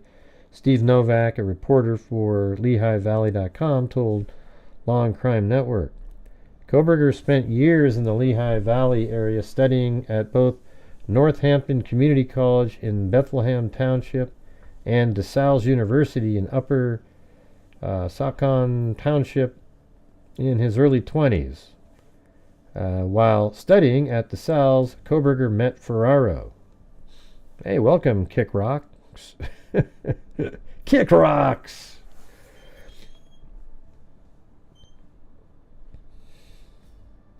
Down a winding let's see, at the time I would have never said, oh yeah, that guy would do something like this. He may have been a little odd or a little off, but other than that, you'd never expect to be allegedly part of a quadruple homicide. Down a winding tree-lined road on the outskirts of the Lehigh Valley sits DeSales University, a private Catholic school with less than 5,000 students. It's a small school. It's not like a Penn State or a Pitt or a Temple. It's a very small school in a cornfield, Ferraro said. So if you go there, you know most of the people within your study and pretty much everyone that goes to the school, and he was not known. So even though everyone else knows everybody, he was not known. As a commuter student, Koberger came and went from DeSales campus during the undergraduate. You know, that's one of the things. I think one of the benefits of going to college is the actual time when you're there and you live in the dorms or something like that, where you're sort of forced to live amongst other people. So I can imagine Koberger living at home and then driving to school and then driving all the way back. He never really met anybody, you know, to sort of bond with or sort of learn the life skills. But he probably, you know, in some ways maybe that he sort of was hiding from people by doing that, because he knew that's how he was. As a commuter student, Koberger came and went from DeSales campus during the undergraduate psychology studies. Ferraro said Koberger kept to himself and didn't show any outward signs of something more menacing. It's not always the creepy guy with the glasses, oily hair, creepy around the corner, Ferraro explained. It's sometimes just that average Joe that on the inside you have no idea what he looks like. But on the outside, he may just seem like a normal person, much like Brian Koberger did. In 2018, Ferraro teamed up with Koberger for a biology project in Daphne, or project on Daphnia or water fleas. They worked together for an entire semester. He was new, and I said, hey, buddy, do you want to be my lab partner? I think I've heard of this one.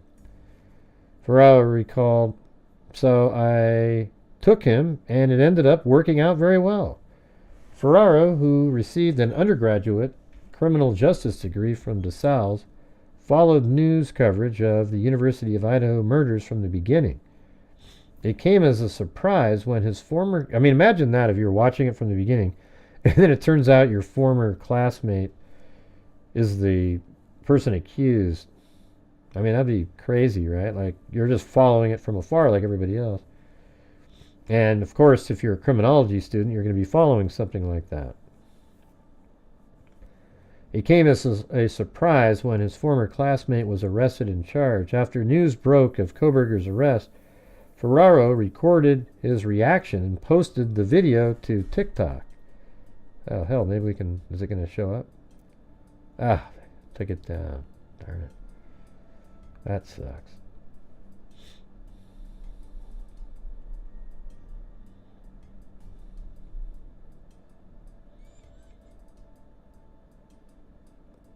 It's just even the lurking. My reaction was exactly, I know this guy. I definitely remember that name from DeSales, but I couldn't paint the face in my mind, he said. I'm like, Brian Koberger, and I'm like, oh my gosh, Brian Koberger. I did a project with him in biology, Ferraro said. The two worked together while studying for their respective undergraduate degrees. Koberger received his undergraduate degree in psychology in 2018. And as you can see, we're in one of those massive lulls again. So if you guys are out there, you could please help support the channel so we can try to reach the goal on the first day of the month. I would appreciate it. Thank you. Seems like whenever I read, it turns into that. I did a project with him in biology for our said. The two worked together while studying for their prospective undergraduate degrees. Koberger received his undergraduate degree in psychology in 2018. After that, he began master's degree studies in criminal justice, also at DeSales University. Thanks, Lil Deep. During that time, both Ferraro and Koberger studied under renowned forensic psychologists and DeSales University professor Dr. Catherine Ramsland. Law and Crime Network reached out to Ramsland for this story, but were told via email, I'm making no statements about Brian Koberger and will not be interviewed for any stories that feature him. But months before Koberger's arrest, Ramsland appeared on Law and Crime Network podcast, Cocktails and Cocktails. That's kind of dumb name. That's a dumb name. Why not call it like Cocktails and Dream? You know, some other thing instead of you just have another. It's like Cocktails and Cocktails, you know, because we're going to drink and then we're going to. Wow, that's so clever. Have I come face to face with a psychopath? Absolutely. The coldness, the lack of remorse. Definitely, Ramsland said while appearing on the podcast. Some people call that evil, but we are finding that it might very well be a brain disorder. In the interview given just 7 months before the University of Idaho murders, Ramsland explained the working of a psychopath's mind. The brains of what we call primary psychopaths, who seem to be born with the brain disconnect, are definitely different. It allows them to be better predators, if that's what they choose to be. Not all psychopaths are criminals, but all psychopaths are are criminals. Not all psychopaths are murderers, Ramsland said. If they choose that, it allows them to be very effective, better because they really don't have any remorse over what they're doing. Right. And you can tell the killer in this case had none. I mean, they go in there and just started pummeling Kaylee in the face over and over again, stabbed them all, then goes downstairs. You know, I don't think there's any remorse at all. As in fact, you know, he does this little picture with his thumb up.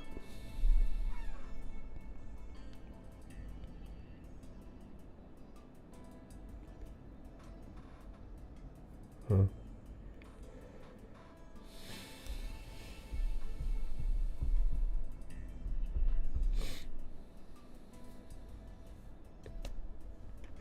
The brains of what we call primary psychopaths, who seem to be born with the brain disconnect, are definitely different. It allows them to be better predators. And it says they're better because they really don't have any remorse over what they're doing. And they really can be very calculated. They tend to be very reward driven. According to forensic psychologist Dr. John Delator, Koberger can't yet be labeled as a psychopath or even a serial killer. Right. He would have become one. I think I was his first. I'm telling you guys, that's why I think he was going to leave that damn knife sheath just to, you know, a little calling card. He was going to start off. That might be why he was going to buy another one.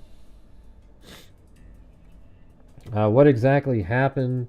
What that he was a... What actually happened? That he was a mass killer. What? I don't even know what that means. Whoever did this should actually be considered a mass killer. But that doesn't take away from the possibility that they are also a serial killer. Ferraro believes Koberger snapped, saying, I think he's just sick. Oh, jeez. I think that people online want to make this into a fairy tale and make it grandiose and much more than it is.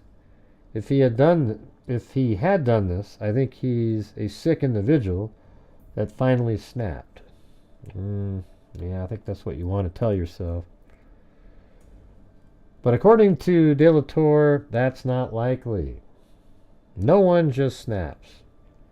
There can be a straw that breaks the criminal's back if we want to continue to use idioms, he said.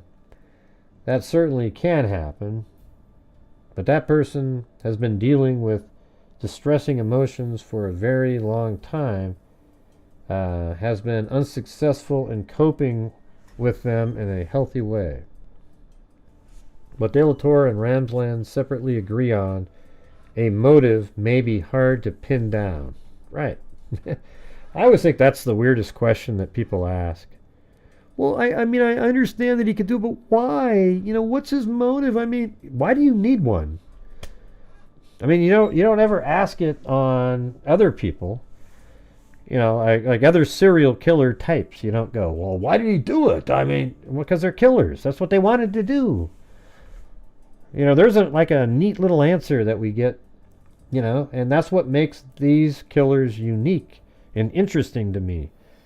You know, the ones that have the cookie cutter motive, well, she got pregnant and then he's going to kill her because he doesn't want to have to pay child support, and, you know, or, oh yeah, blah, blah, blah, there's money motive, you know, there's money, money motive, so he's going to kill so he can get the life insurance, you know, blah, blah, blah, blah. These guys here are totally different than that. There isn't an answer that you just readily find.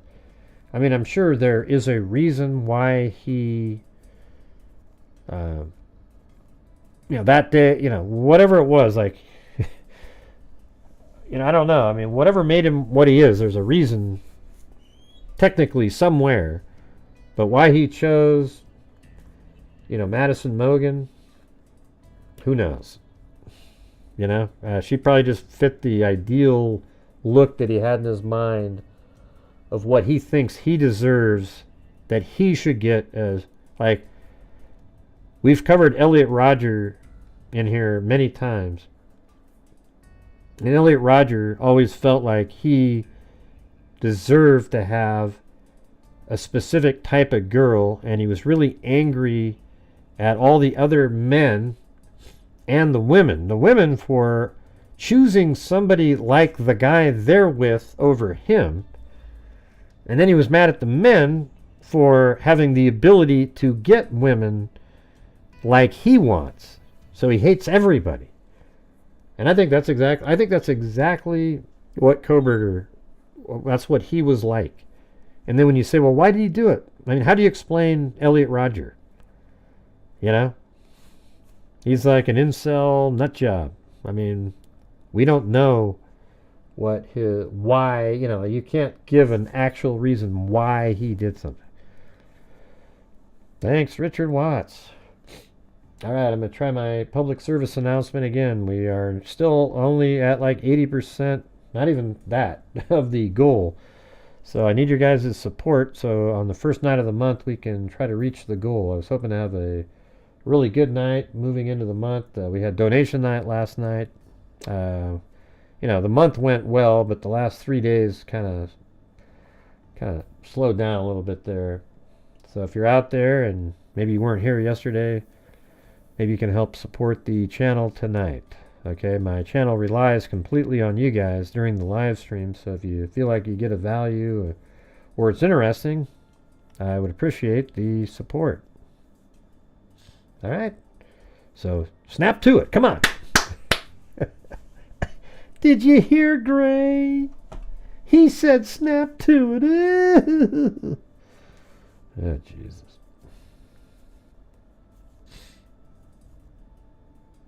Yeah, it doesn't seem to work. Timelender. Let's see.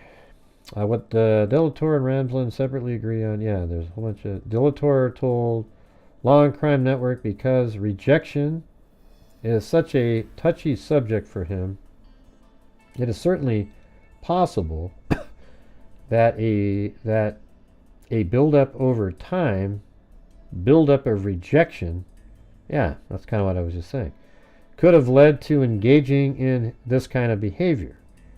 In his mind, it's finally time to set right, and thanks, Richard Watts, set right the world that has gone wrong inside of him. Ferraro has his own theory about Kohberger's alleged motive. I think he had this compulsion, this need, this necessity to do it. And he probably always wanted to do it, and finally said, F it. I'm going to do it, he said. Right, but that doesn't really match what you set up above. See, I mean, Ferraro was trying to be like in or something now. Because up above, didn't he say something totally different? He's just sick. I think that people online want to make it into something more. You know, you set up here, you just think he did it because he was mentally ill. And then down here you say, oh yeah, I think he's always wanted to do it. Probably picked up on the vibe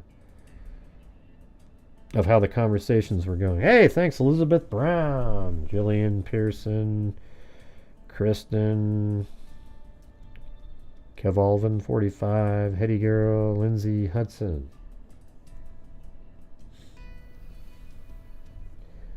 Yeah, so if we get another like 15 channel memberships, I'll donate 5 myself. Okay? That's where we're at. And at least channel memberships are gifting it to people who can't afford it, and maybe they'll stay around. We just hope that they're not the trolls. Yes, isn't that funny? Those are totally, completely opposite statements this guy made. Ferraro. Now all of a sudden he's using his schooling. I think he had this compulsion, this need, this... I thought you just said up above he was crazy and he snapped. Kohberger's creepy shadow hovers over Lehigh Valley. At least part of Ferraro's theory seems to be accurate. Kohberger had no run-ins with the law while in the Lehigh Valley. We had no indication he was here at all. God, man, when he moved to Idaho, he's get pulled over every 3rd second. I mean, he's like... I mean, what is it? 4 times he was pulled over. Maybe 5. Unbelievable. I have to put this... there we go. Ah, my nose is plugging up again.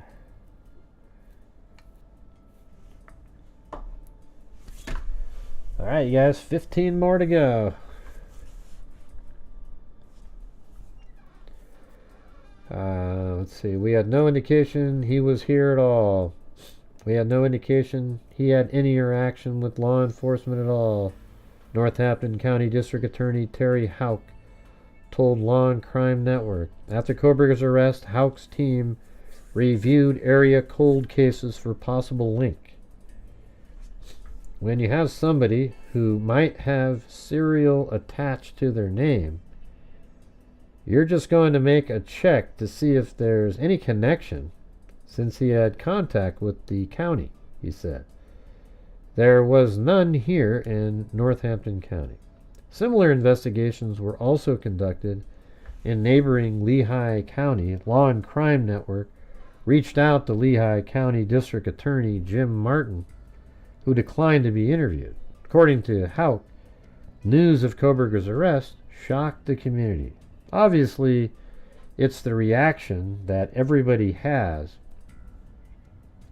It's close to home because then you're watching and people are posting Facebook pics of him on campus, Houck said.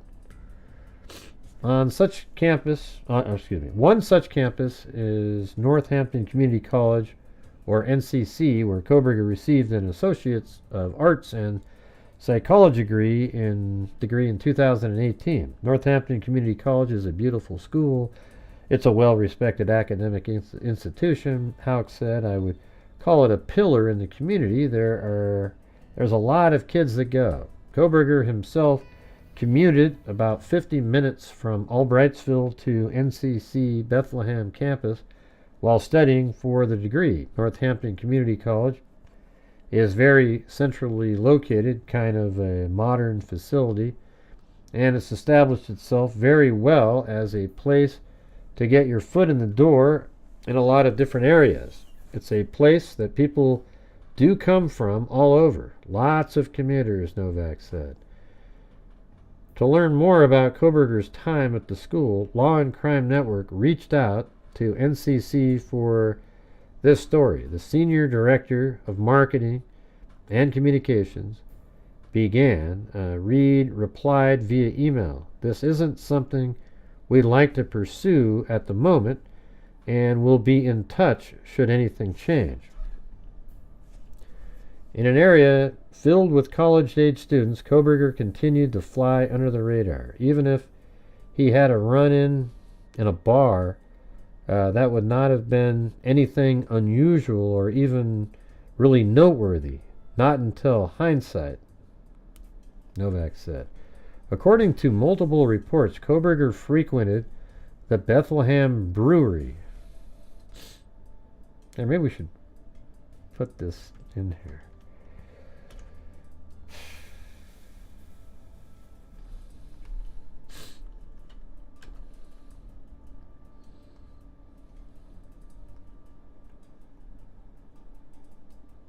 Now that was that other case.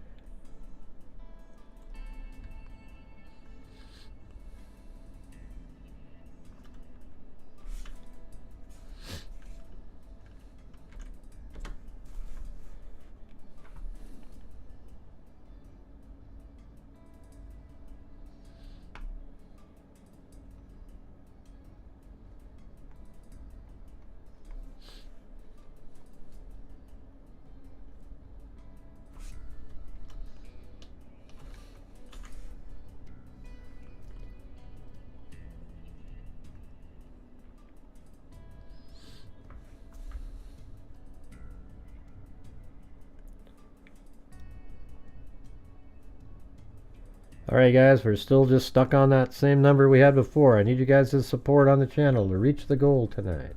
Thank you. According to multiple reports, Koberger frequented the Bethlehem Brewery Seven Sirens while he attended college in the area. People who have been interviewed said Koberger allegedly made multiple women uncomfortable. So much so, I wonder if, like, when somebody like him drinks, if it just sort of magnifies the weirdness. You know, maybe he says something like, "Man, your eyes look like a lizard."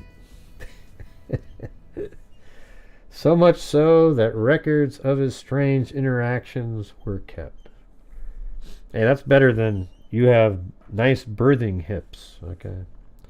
Law and Crime Network reached out to the owner of Seven Sirens multiple times, but never received a response.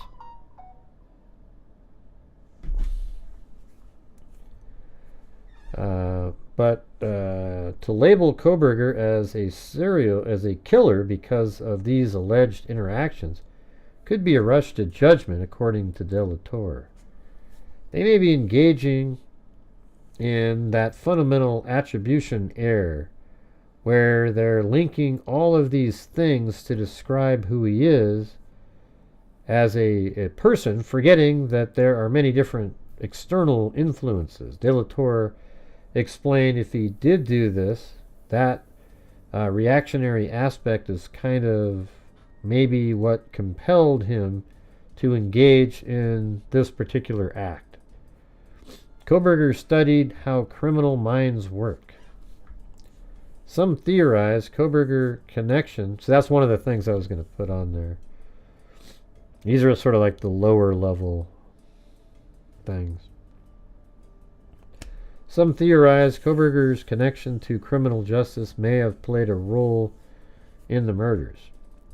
That he was studying criminology, I think, is the most interesting aspect of the entire case, Novak said. Without getting into whether or not he actually did it, it's certainly a compelling angle of the case as it's developed so far. To know that, I mean, that's what I talked about early tonight.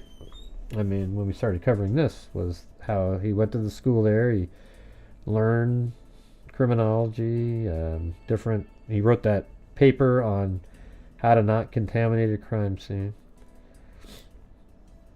Without getting into whether or not he actually did it, it's certainly a compelling angle of the case as it's developed so far, to know that that's where someone's mind could be and then where it could take them. DeSales University boasts a robust criminal justice program promoting hands-on training and courses taught by renowned professors.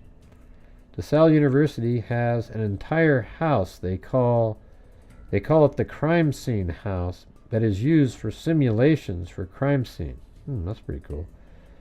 Investigation or collecting evidence or crime scene photography or responding to other emergencies, Novak said.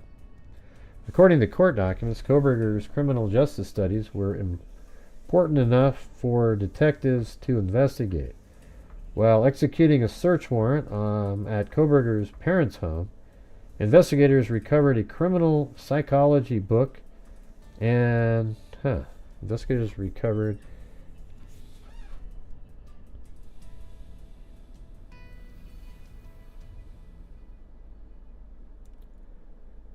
what newly unsealed court documents.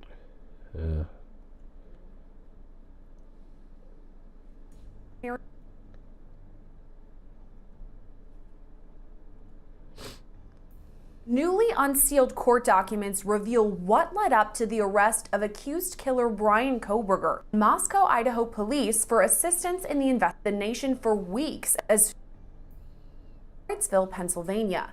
Court documents show investigators were ordered to search and seize Koberger's 2015 Elantra, as well as any property belonging to the victim. Items investigators seized at Koberger's parents' home, including a flashlight, medical-style gloves, and multiple items of clothing. Koberger's DNA, any electronic devices, and their matching to court documents. Koberger arrived to his parents' home on December 16th.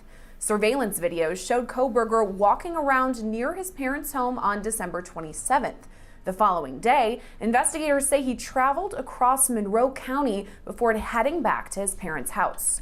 2 days later, the search warrant was executed and Koberger was taken into custody. At the time of his arrest, Koberger was a PhD candidate at Washington State University, about 15 minutes from the University of Idaho. Weeks after the murders, he and his father drove from Pullman, Washington, back to their home in the Poconos. Body camera video of a traffic stop during that trip was later released, showing the pair in Indiana on their way back to Pennsylvania in the white Hyundai. Last month, Koberger is being held in the Latah County Jail. I didn't see the part where it said the book.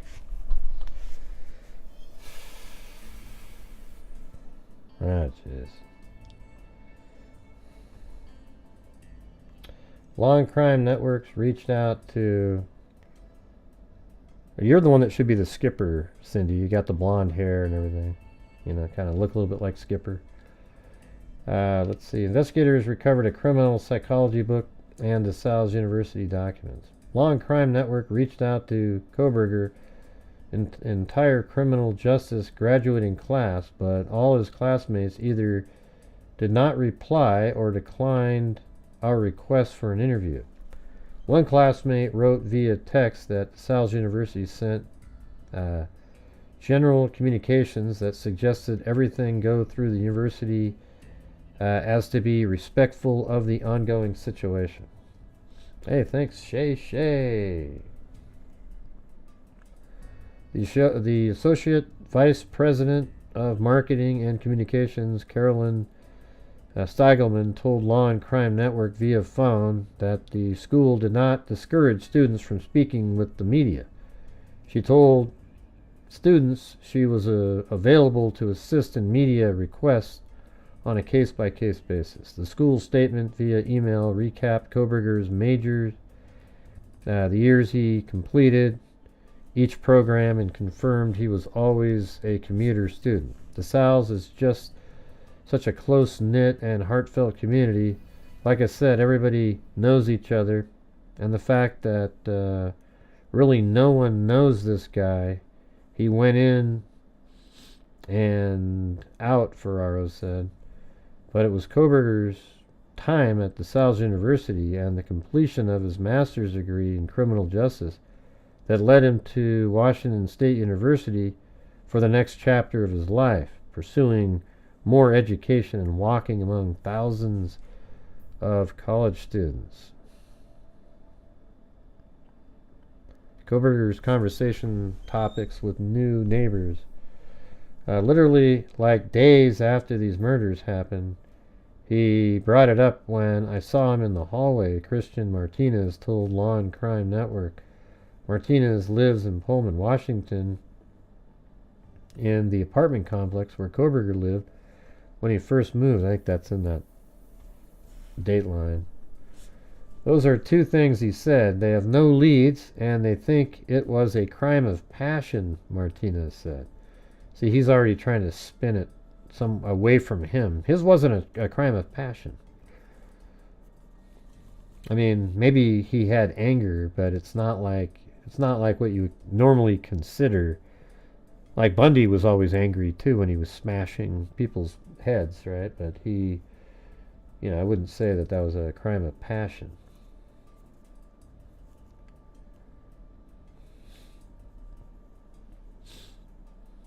Yep, now we need 14 more channel memberships, you guys. He just really liked talking to me in the hall. He would talk about his studies, like forensics and stuff, and criminology stuff. And at the time, he just seemed like normal times, Martinez explained. Martinez, who lives just across the hall from Kohberger, told Martinez, who lives just across the hall from Kohberger's old apartment, says he remembers the accused killer moving to the area in the summer of 2022. I met his dad in the parking lot. He just stopped and started talking to me, Martinez said. His dad was wanting to introduce me to Brian, and he said something, I don't remember the exact words to use to describe him, but it was something that was like, he has a hard time making friends, or he's kind of shy, Martinez explained. Kohberger kept tabs on the University of Idaho murders, continuing to bring them up in conversations before his arrest, according to Martinez. He was like, okay, did you hear about these murders that happened? And it was like so short after they actually happened. There was barely any news articles out there. So the thing is if a criminology student's talking about crimes, you can't really use that as, oh my God, he's talking about the crime. Like people like us, we hear about crimes way before everybody else, right? So that's not like a good piece of circumstantial anything. So I was like, yeah, man, it's crazy. Yeah, of course I've heard about them, Martinez says. He was like, yeah, it seems like they don't have any leads. And then he's like, yeah, it seems like they think it was a crime of passion. After having these conversations with Kohberger, Martinez believes he may have had a fascination with death or killing. It was kind of, it was kind of on the subject of what it would take to take someone's life. It was kind of like he was trying to see my perspective on, I guess, taking someone's life, Martinez said. Wow. Well, that's kind of interesting. After the pair were first introduced, Martinez invited Kohberger to a pool party. At the party, Zach Cartwright met Kohberger for the first time. Oh, so that was that pool party, right? I did notice him, and I noticed that he was kind of standing off the entire time.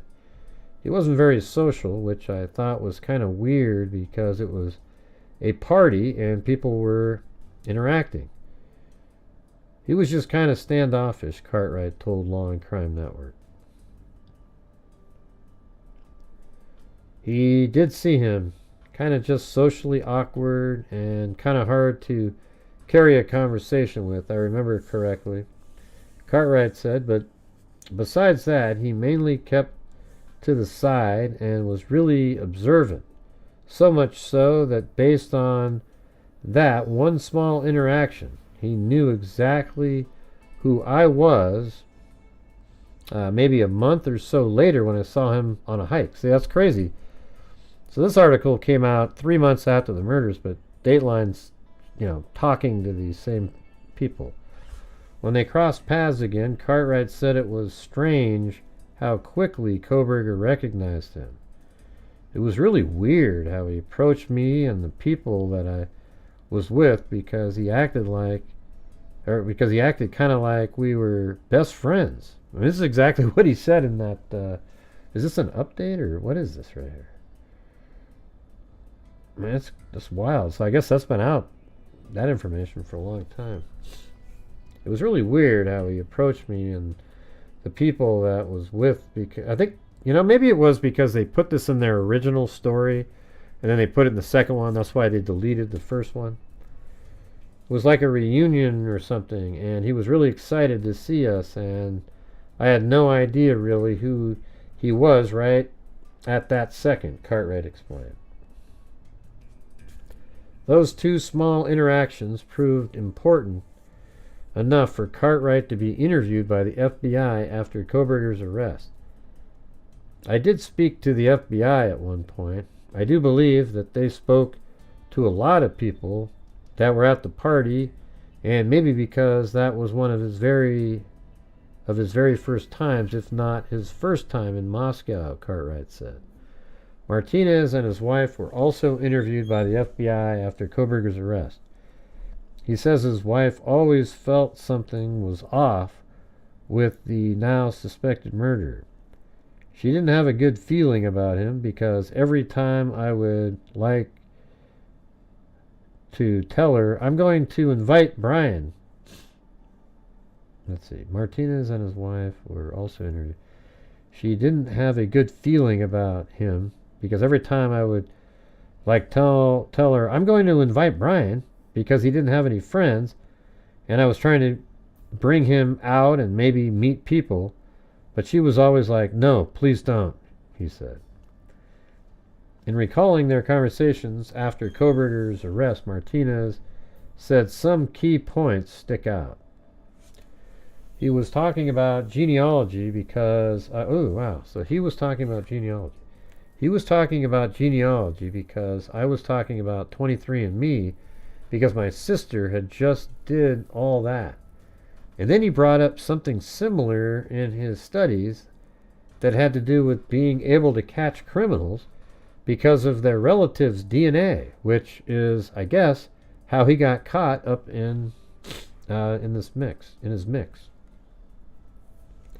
The probable cause affidavit released after Kohberger's arrest revealed a knife sheath was left behind at the crime scene containing single source of male DNA when compared with the DNA recovered from the trash at Kohberger's parents' house. So that's why he was...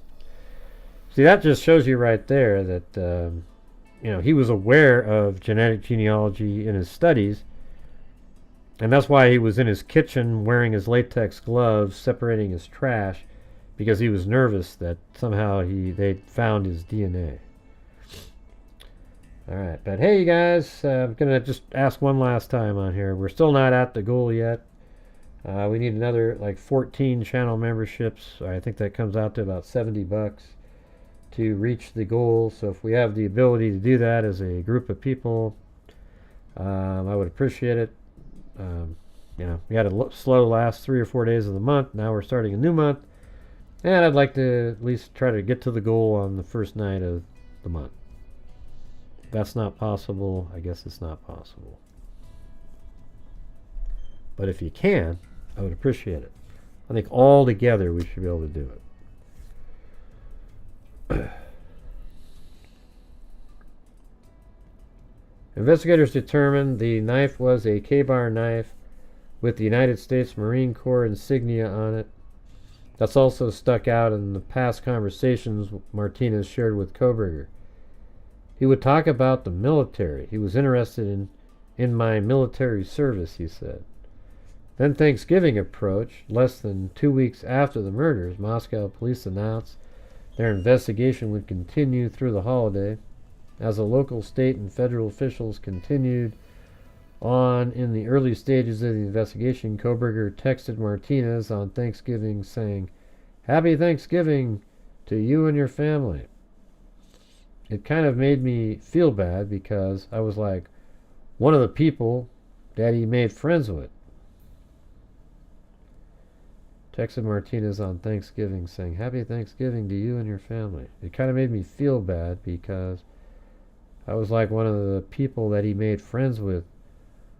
Would if it would have made it, probably wonder if it would have made a difference if I had, it says would though, if I had been able to meet up with him the times that I could have. Maybe that would have changed anything, Martinez said. Maybe that would have changed anything. Maybe that would have, I don't know, that's just weird writing. Man, see that comment that Timelender made saying 100% gray was made about 5 minutes ago.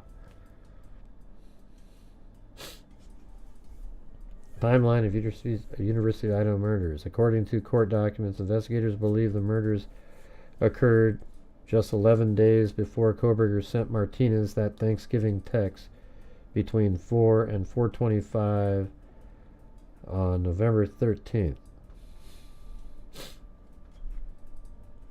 A white suspicious vehicle was spotted near the home at the time of the murders and multiple times after. Investigators later determined the suspicious car was a white Hyundai Elantra. Police later put out photos of an Elantra saying it was a vehicle of interest in the murders. Weeks later, Koberger was behind the wheel of his white Hyundai Elantra when he was pulled over by police. Body camera video released after Koberger's arrest showed him and his father telling police they were traveling from Washington to Pennsylvania. When a search warrant was executed at Koberger's parents' home on December 30th, investigators recovered multiple items from that vehicle, including hiking boots, a shovel, goggles, and a wrench. Hiking boots, a shovel, goggles, and a wrench. Goggles. With the mountain of evidence against him, Koberger, former classmate and neighbor, both believe he is responsible for the crime. I absolutely think they got their guy just because the stars kind of aligned, Ferraro said. It's almost too good to be true unless this guy was miraculously set up. So that's what the Probergers think. It's almost too good to be true unless this guy was miraculously set up, which is like a 1 in a billion chance. No one cares enough about Brian Koberger to set him up. That's actually perfect, you know. They wouldn't have arrested him if they didn't have some concrete evidence, Martinez said. If everything they're saying is true in the stories, I think he did it. After Koberger was taken into custody, he appeared in Monroe County, Pennsylvania court on January 3rd. He waived his right to extradition and was later flown to Idaho. At his first court appearance in Latah County, Idaho, Koberger was formally read his charges and appointed a public defender. The accused murderer is due back in court on June 26th for a preliminary hearing that's expected to last multiple. That's old stuff, but anyways, I thought that was pretty interesting, didn't you? You know, a lot of stuff I've heard. And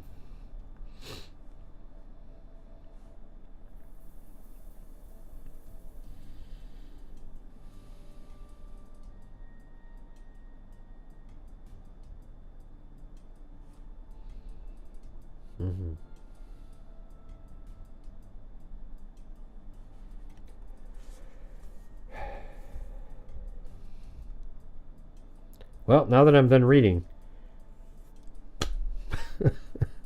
man, I'm never going to read again. When I read, it's just, the channel just dies. I don't know if it's because I suck at reading or what it is, but man, it's just unbelievable.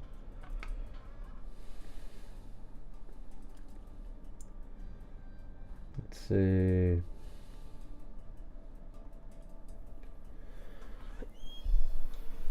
All right, so what are the things that I'm looking for on here? I'm trying to find like the top 10 things that point to Kohberger. You know, the number one stuff is DNA. Then I think the knife sheath, and then that he bought it, which is also associated with the DNA, but I think it's a separate thing. And then it almost feels like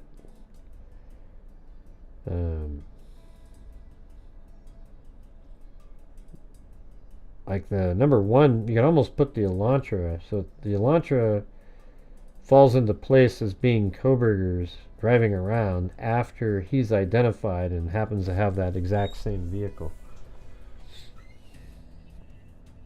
But I don't know.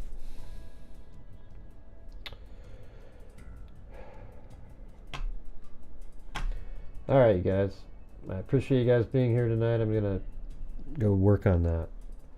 So thanks to Natalie, Tamran, Very Often the Case, Who Knows, CR, Shay 530, then CR gifted 5 memberships, Kathy Fredenmaker, Lexi Staff, new member, Carrie Jacobs, Becky K, Carrie Jacobs gifted 10 memberships, Natalie, St. Job, Elizabeth Brown, Shamo, Kick Rocks, Lil D, Richard Watts, Elizabeth Brown gifted 5, Shay 530, Dixie Hippie, then we had just 2 coffees, Tito, and Paulette. Alright, thanks everybody. Appreciate you guys being here. Got to get to work on a video. Thanks a lot. And thanks for everybody who did try to help support the channel. I appreciate it. Thanks very much, and we'll see you tomorrow. And as I always say, until next time, be safe. Yeah, I've been doing this true crime thing for quite a while now. And during this whole time, I have not seen one person that is a crime dissector, flag rejector. I'm a certified human lie detector. Gonna get ya on a stretcher if you try and play me like an old projector.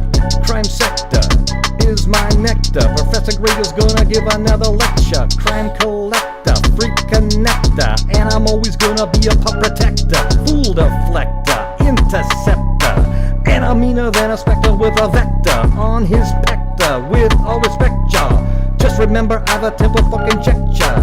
I have no agenda, I'm no pretender, and I'll serve it to you straight without the blender. And in the end, I'm gonna send ya on a mission to reveal the true offender. Yeah, so I'll just get right back to work. Alright, everybody? Talk to you later.